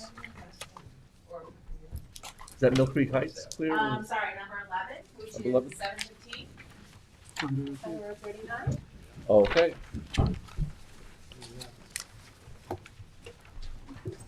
How are you, Sean? I'm well, how are you? Good. Happy holidays. Yes, and the same to you. I don't think it's changed since I gave it to Cameron. We're 715 Yesterday. County Road 39. So we're on item Oh, yeah. 11, 715. I Oh, yeah. I have I'm always, different numbers. I'm always Oh, going I have like my this. 715. Yeah, 715. No, Thank you you. shouldn't. Should you take something Yes, I away? have this together. No, that's not bad. Ahead of time. Okay. I think we're missing a report. Are we missing a report? Do we have enough reports? There are enough reports? We have a Does David have a report? Yeah, I think it's I not think I have changed. enough. I I'm think good, it's the same. thank you. I didn't think Do you need Dave, I don't think Dave has one. Dave, Um, you have one? I read it. Okay. I trust her. You gonna share? You guys have a A map? little bit. Yes. Gloria and I are gonna share. Oh, you gonna share with David? Oh, you have a map? I have. Yeah, All no, right. it was the report that I only had one. extra, Oh, okay. So I knew that. But you all have one now, right? Yes. Okay, great. So this is an existing site, it's on County Road 39. Over the years, it's been a car dealership and a car repair shop.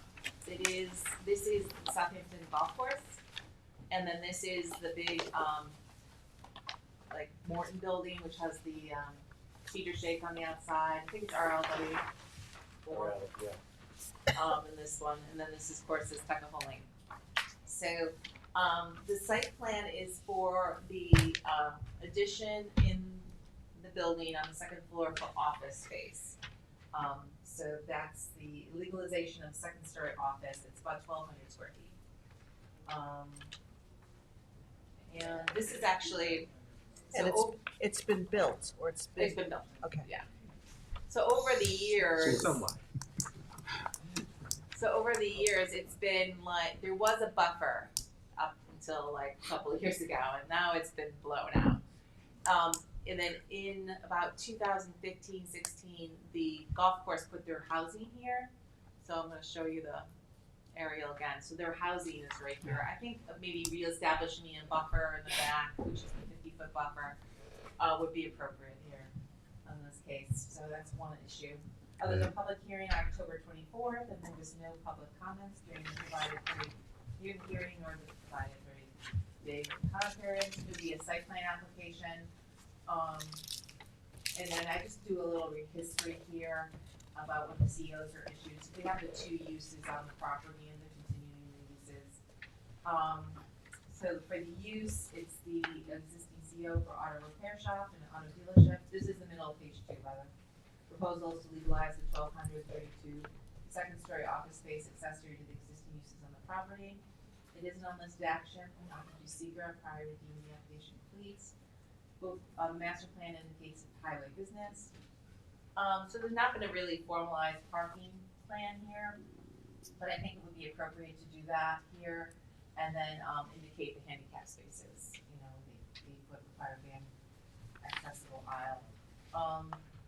So outdoor display and storage, this is where my report, I did have language in the report about this. They should, any car storage or any for the either usage should be indicated, and there will be parking related to that.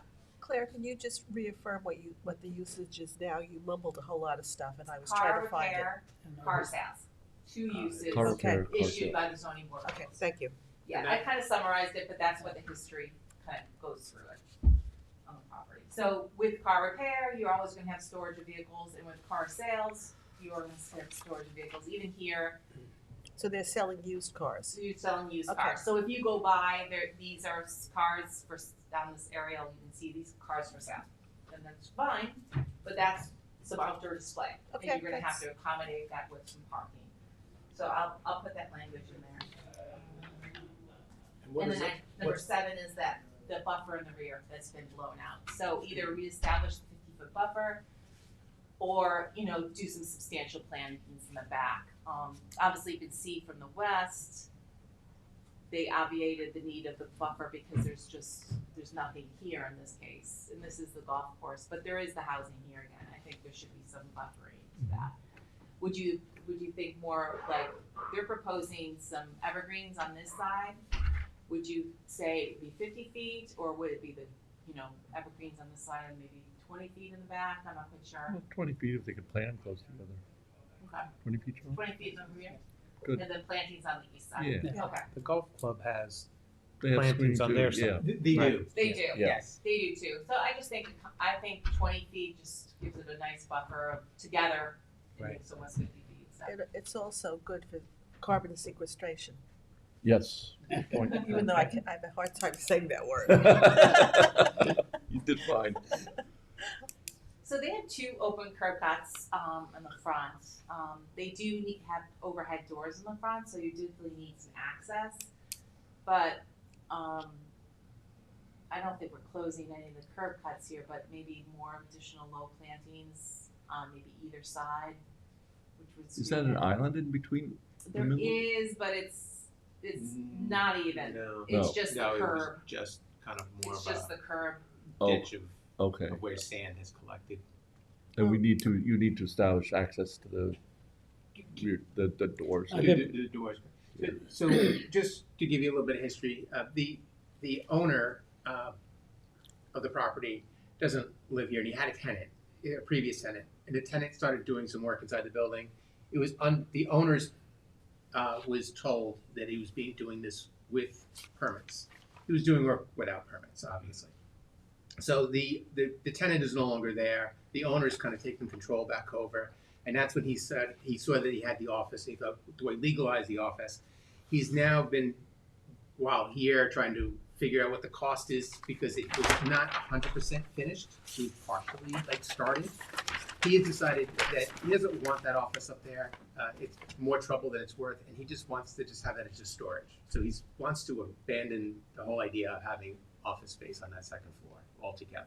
So he will be adding another use. He will not be adding from our another use. perspective. So correct. So he wants to now leave it as just the two uses that are currently in place, which is the dealership, used car dealership, and then they have the car service, which takes place, which most of that happens on the. Did you say car service or car sales? Well, there's car sales and there's car repair. There's both Okay. happening on the Because property. car service means taxi to me. Oh, sorry.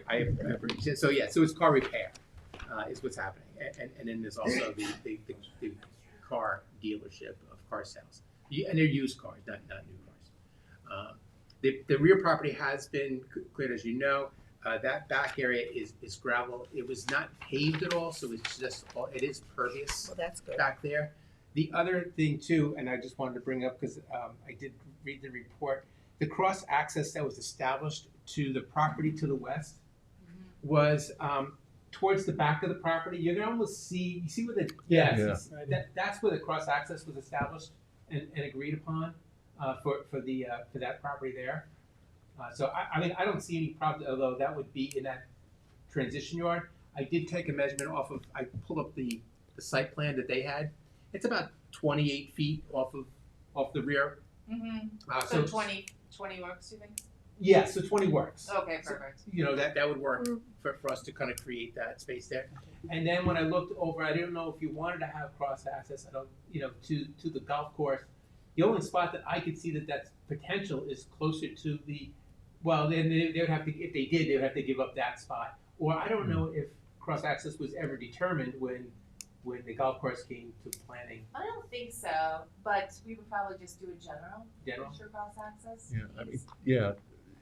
How far is that from McGee Street site? I think it might be 4 or 5 sites. It is. It is, right? Yes. Yeah. Yes, it is. Yeah, because that would be the And goal. there's a golf hole in between. No, you going the other way. Oh yeah, no, no, that's you Tuckahoe. have That's to Tuckahoe, cross the yeah. golf McGee course. Street. McGee Street is Street first. is to No, the this is east. Tuckahoe. You have to go. You have to go Wait. away. Oh yeah, McGee just Street past is McGee right. Street. Tuckahoe. Past It is a McGee good. Street. It is a good connection going west. Yeah, Definitely. it is good. Tuckahoe Lane. Okay, I got my bearings. We'll do a cross access easement to the west and then a future to the east. But Yeah. I don't know.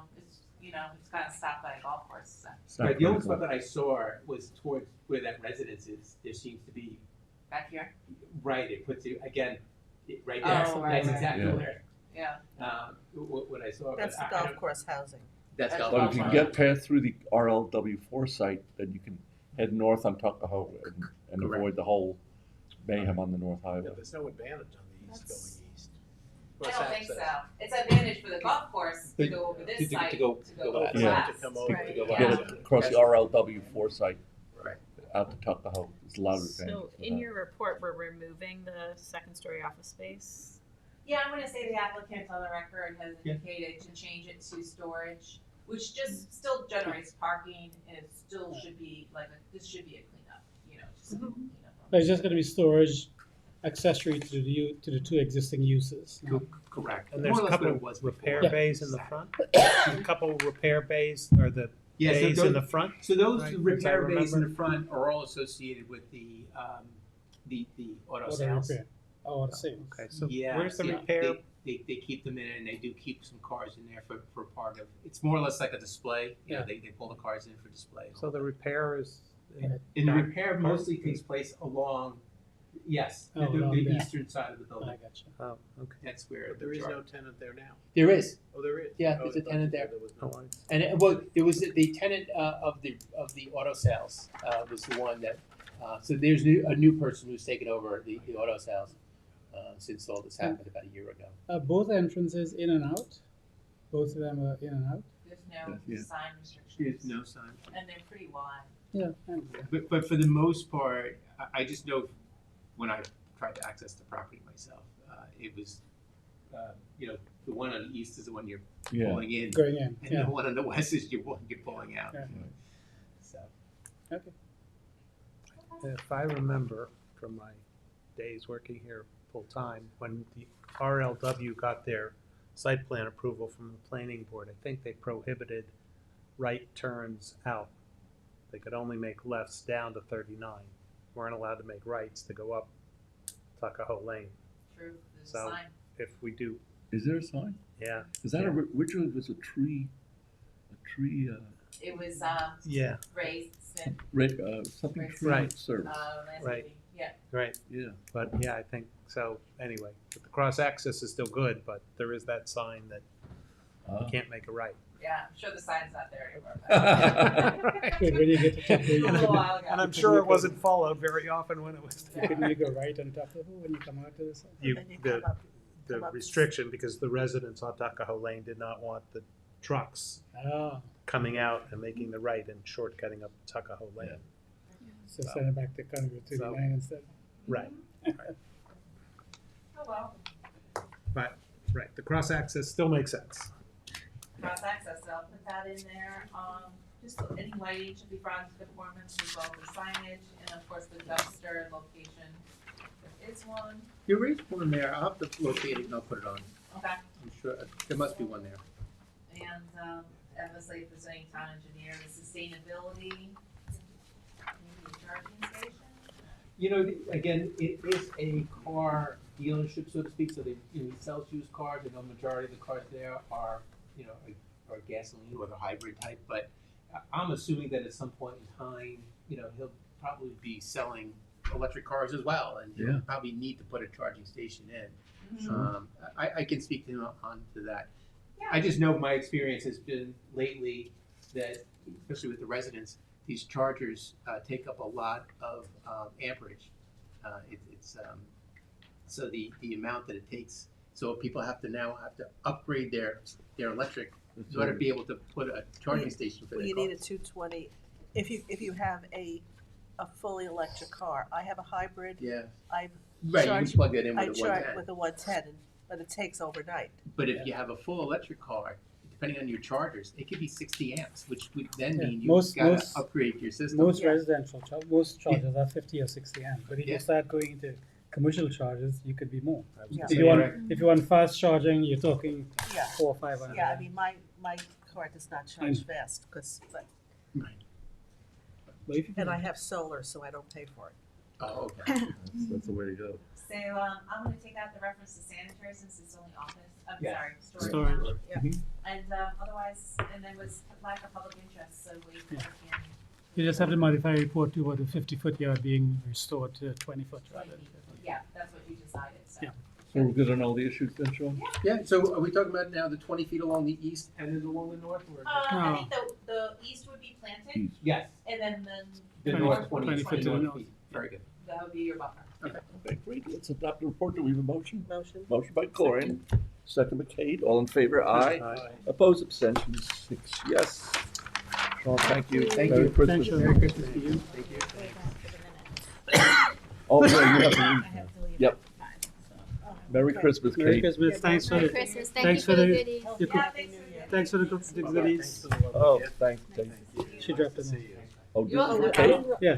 Thank you, I Wow, didn't realize from it you. was from you. I think my dinner. It's here. I know, I Check did. it later. Well, I need Quick to see one, what's number in there. 13, How are you, Pleasant Ray? Fields. All right, where are you dropping off? Where are we now? 13, Pleasant Fields, 13. Pleasant Fields. That's in Hampton Bays. in Hampton Bays. So basically, it's a revised, sign plan that you had approved with the original approval.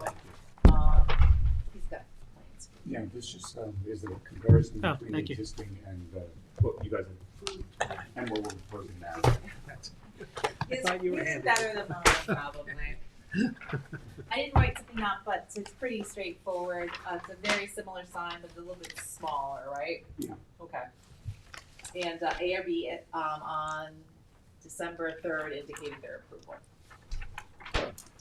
So they realized, Michael Shiano from InterScience on behalf of the applicant, they went out to measure how large the sign was they had proposed previously, and they were like, well, this is too big. So they revised the plan, and now it's gonna be just smaller all around. So Okay, can't be a bad thing. Exactly. Great. And the materials and colors and everything are exactly the same. Smaller is better. So what's our action, Claire? To approve the sign, as designed. Very good, we have a motion. Motion. Motion by Gloria, second by George, all in favor, aye, opposed, Aye. abstentions. Now it's 5 yes, 2 absent. Mike, sorry about the wait, Merry Christmas. I'm just gonna Stay do well. my Merry Christmas. one, I have 2 items left, but I'm just gonna do one thing and then I will wait for the last one. I can bump Okay. it if you need to. Where are you taking us to? So how about number 4, Mill Creek Heights? Mill We're Creek gonna Hei- release oh, yeah. the maintenance bond on this road, which is going to be considered to be accepted into the highway system. Okay.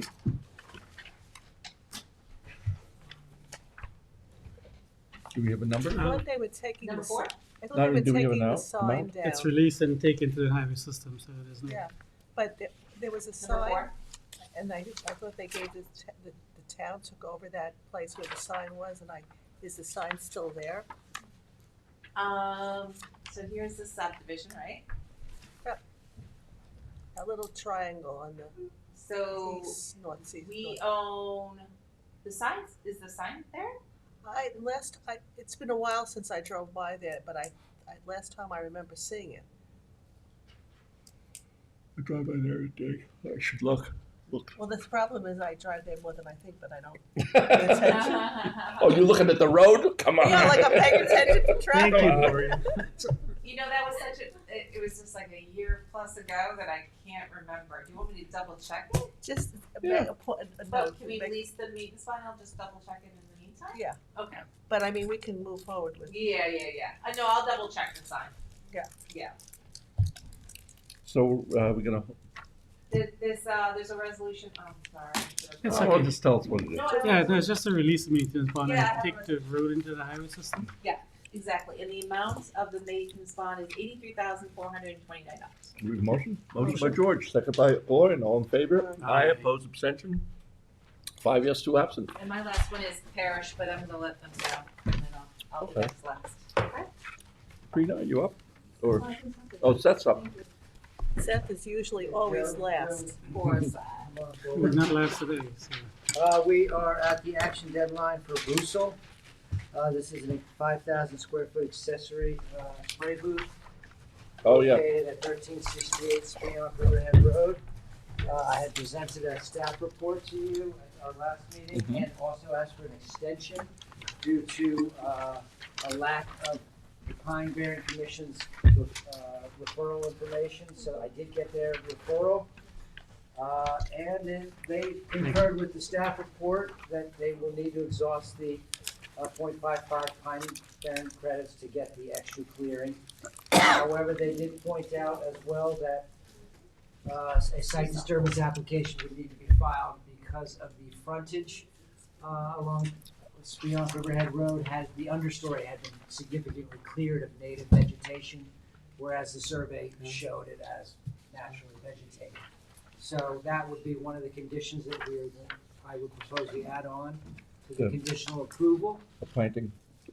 Yes, a site plan application, and a conditional approval of the revegetation. Furthermore, I had pointed out that, my calculations showed that that the site plan only had 4 handicap sites where it needed 5. I had pointed that out to, Joe, but it seems to me, I put it as another condition that another ADA compliant parking spot needed to be added to the site plan. It was 5% of 91 is 4 point something. Which is fine. Yeah, which is fine. Those were really the 2 main factors that I wanted to point out. I just wish the building wasn't as big. Well, that is. They need it for spraying glass, I guess. Yeah, well, it is within keeping of what's being done at the site and in keeping with the master plan, which asks for limited, low industrial use for contractors and such. I would like to bring one other thing to the planning board, and that is the lack of defining how many charging stations you would like to see at this site with 61 parking spots having been developed and 91 in total being required, the others being land-banked, of course. It was raised earlier if it was a 5% rule or 1 in 20. It was not a rule, but a recommendation Yeah. or condition perhaps of approval. I would say 2 seemed adequate. Yes. It's a good start. Okay. Yeah.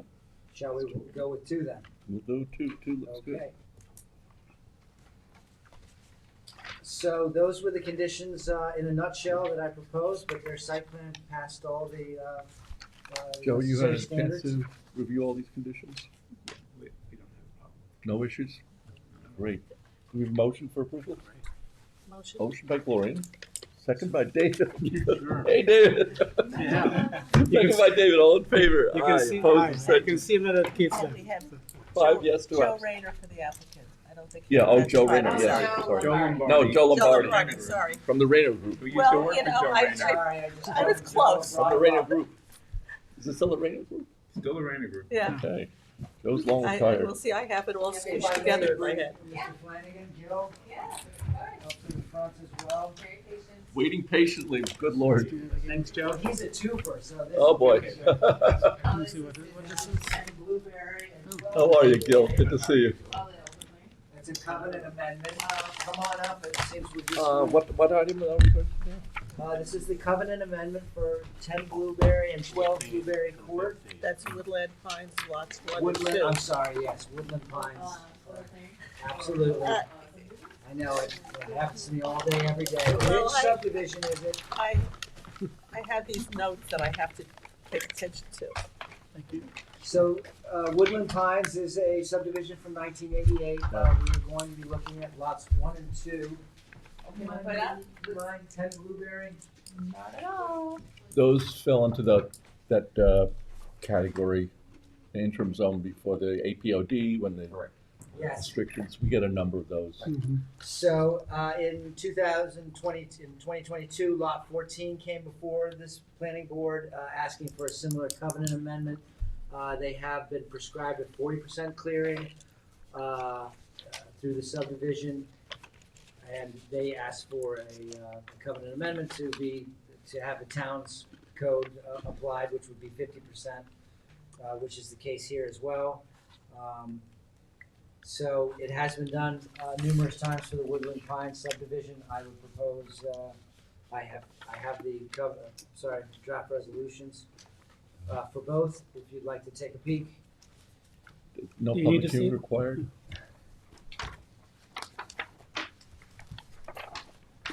Do you know if the public hearing was required,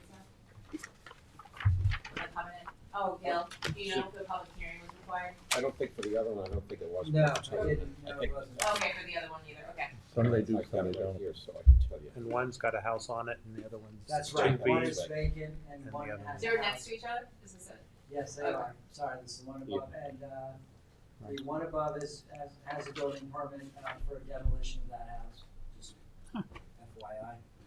Just so you know, in your resolution on lot 14, the board found no public hearing was required, and that's Okay. part of the package that you have. It really depends on the declaration of this file, Right. so we have to be consistent with that. No, there wasn't. I think I also gave you a copy of the covenant too, so. Oh, good. If you don't, I can get copies. Yeah, I did review it, and no, there was. So let's act on item Woodland Pines, lot number 1, 10 Blueberry Court. The resolution is to modify to allow for the filing of an amendment declaration consistent with the APOD. Do we have a motion? Motion. Motion by Gloria, second by Dave. All in favor? Aye. Opposed, abstentions? 5 yes, 2 absent. And item 15 is Woodland Pines Lot 2, that's 12 Blueberry Court. Same conditions. Do we have a motion? Motion. Motion by Gloria, second by David. All in favor? Aye. Opposed, abstentions? 5 yes, 2 absent. Gil, Merry Christmas. Sorry about the wait. Good to see you. I look forward to seeing you next Sorry, at Wine Dance. Hope you got a good a wine dash. That's We see each other all summer long. Oh, that's one of my hangouts. Sit right next to one another. Oh, that's great. They have some of the bench there. Yeah. Yep. We're sunbathers. Yeah, okay, good for you. All right, everybody. Okay, Okay, same good to you, night. Gil. Seth, you're all done then, right? I have one other, a site disturbance, but please. Okay. Did you want to jump in on it? That way? No, I was, Head down to Wyandanch, catch. yeah, I'm off with Gil at Wyandotte. So this was John French. Okay. 609 Sag Road. Number 21. Item 21. Item Yep. 21, precisely.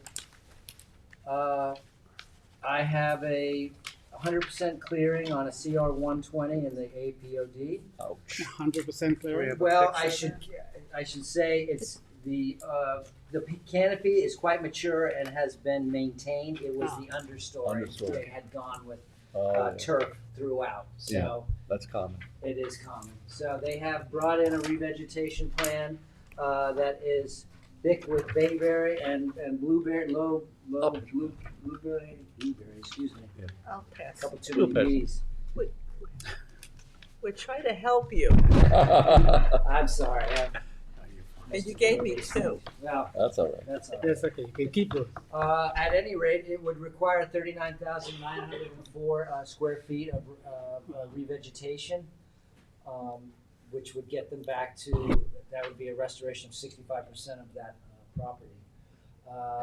I have, like I said, predominantly bayberries and low blueberries, 85 5-gallon bayberries and 3,000 1-gallon blueberries. I also have a sprinkling of white pines, red oaks, scarlet oaks, white oaks, and sweet bay magnolia.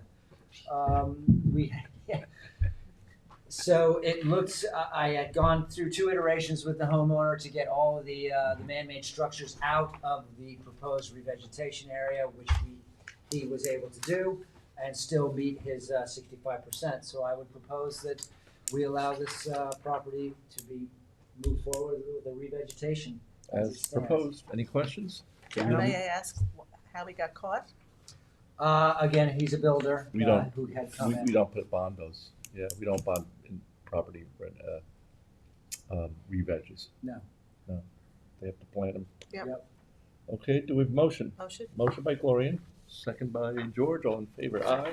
Opposed, abstentions, 5 yes, 2 absent. Well, thank you. Seth, thank you. Merry Christmas. Merry Christmas. All right, you too. See you in the new year, See you in January. happy and healthy.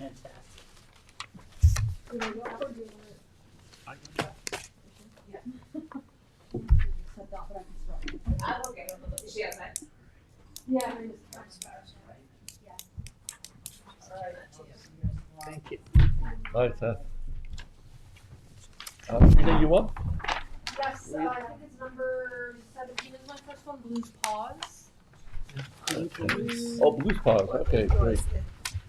That's by the King Colony. By the King. Wild by King nature. Oh, Wild by Cullen, Nature, yeah. Wild by Wild Nature, Nature King Shopping Center.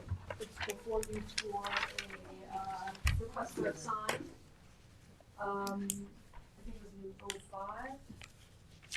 Yeah, 2005, Walter Their approval included any and all future signs coming before the planning board. That's at the shopping center. It is, yeah. Yeah. Yep. I have a couple of original copies of this. Okay. Maybe we could share a little We'll bit. pass these around. It's very nice. And this is a sample of the vinyl lettering. Purple's me. Duly noted. Looks like Damon Purple, maybe? What is Blue Paws? Oh, pet grooming. It's a pet store. grooming, or dog grooming, pet grooming. Yeah, got it. The Yeah. owner and the applicant is here. if We go there, not Petco. So they're proposing, the 20-inch lettering, with the blue vinyl or the purple vinyl. Okay. 2 external gooseneck fixtures. And that's the material there, the PVC. Everything complies with the town code, the plans were recently updated to do that. The ARB reviewed it during their December 3rd, meeting, and they didn't, they recommended reducing the light fixtures from 3 fixtures to 2, which is what you're seeing revised, and there was no other comment. Were there any specific sign codes for that particular shopping center? Or just is the design code just? It wasn't specific. Pardon? It wasn't specific. Wasn't Okay, specific, as yeah. opposed It to wasn't like the one that. for not Hampton, like that's. the commons, no. Are we all good with the sign? Yep. Do we have a Yeah, motion? I did want to mention the finish of the fixtures, the light fixtures, because I think that they're white on the image, but then the spec maybe said bronze. So I didn't know, most of the fixtures in that shopping center are white. Some are like almost a black, and there are a couple that are custom colored.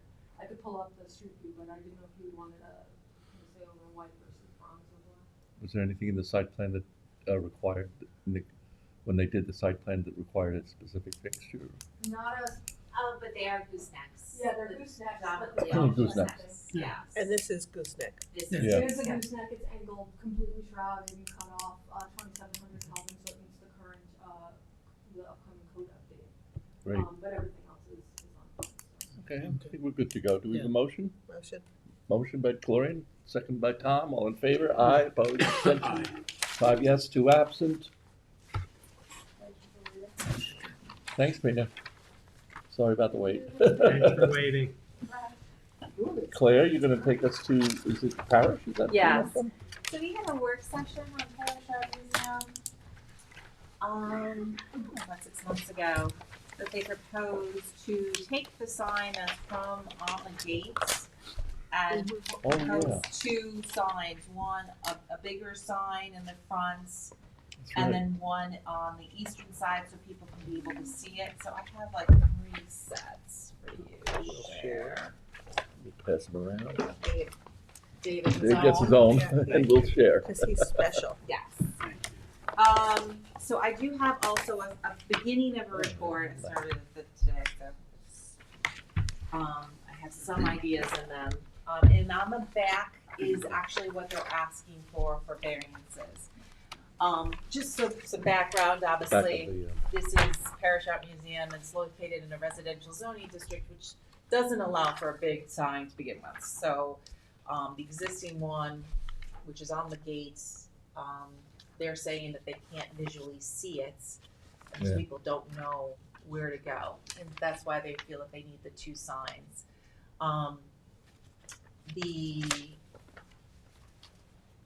Definitely the one to the east was a lot larger when you saw it as your work session, and I think the feedback there was to make it smaller.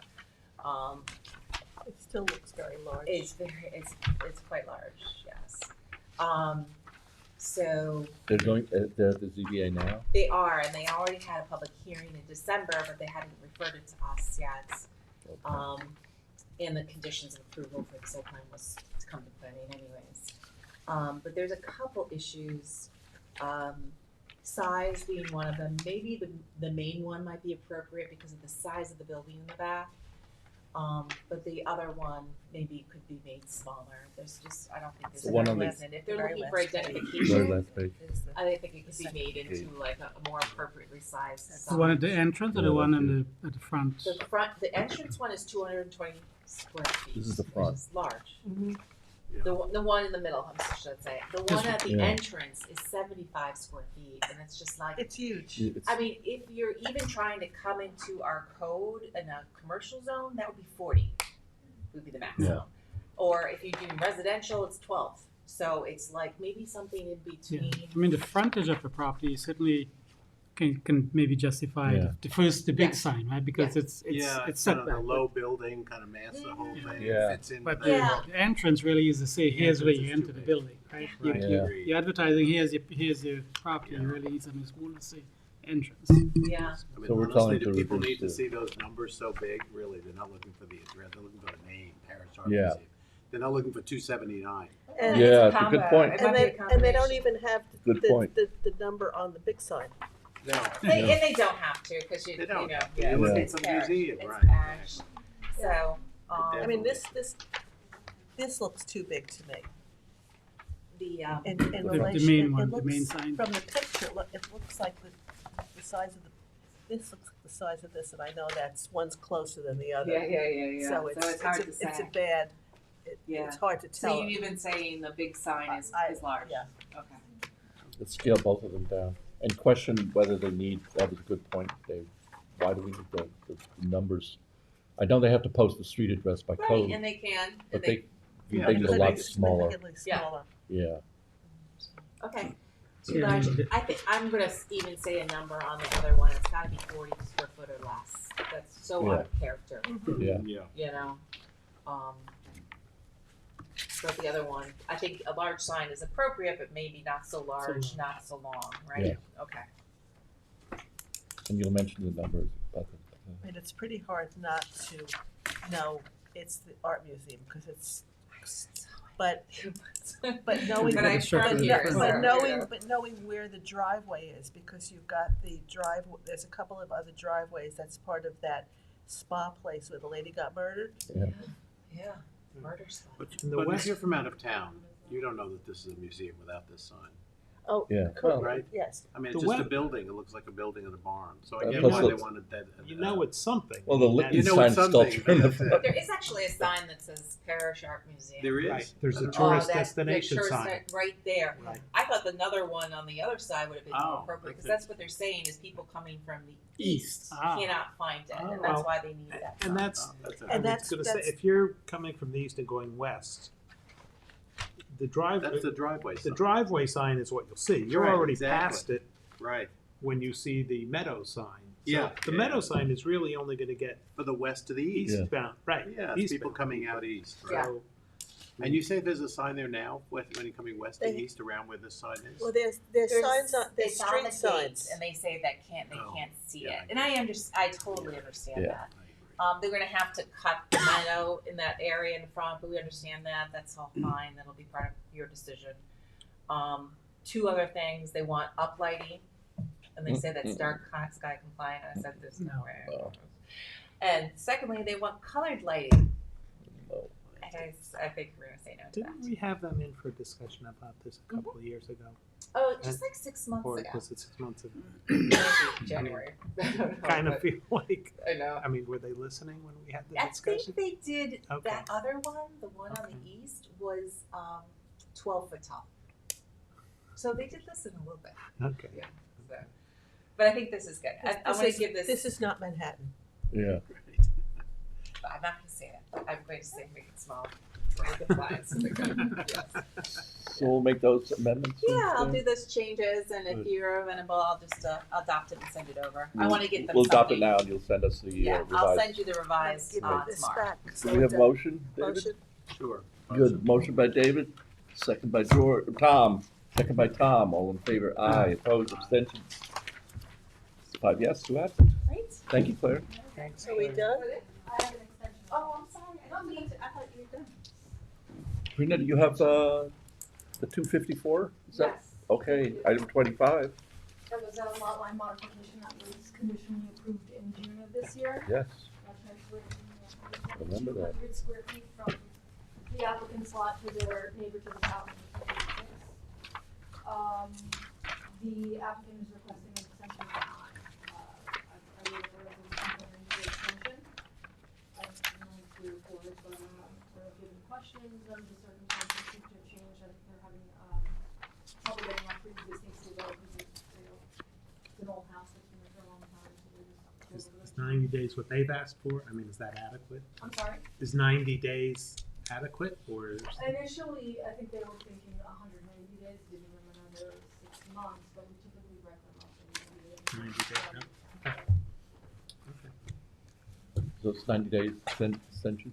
Yeah, take it through March 10 of 2025. Okay, very good, do we have a motion? Motion by Gloria, second by George, all in favor? Aye. Aye, opposed, abstentions, 5 yes, 2 absent. Coming back, we'll see you in half an hour, get the coffee. Grab Is my that- pizza. Is that a wrap? Oh, no, we have to acknowledge Hayground School. Hay Ground, item 27. Yes, which half is signed, the rest will be signed before 6. Very good, To be acknowledged for the technically record. correct.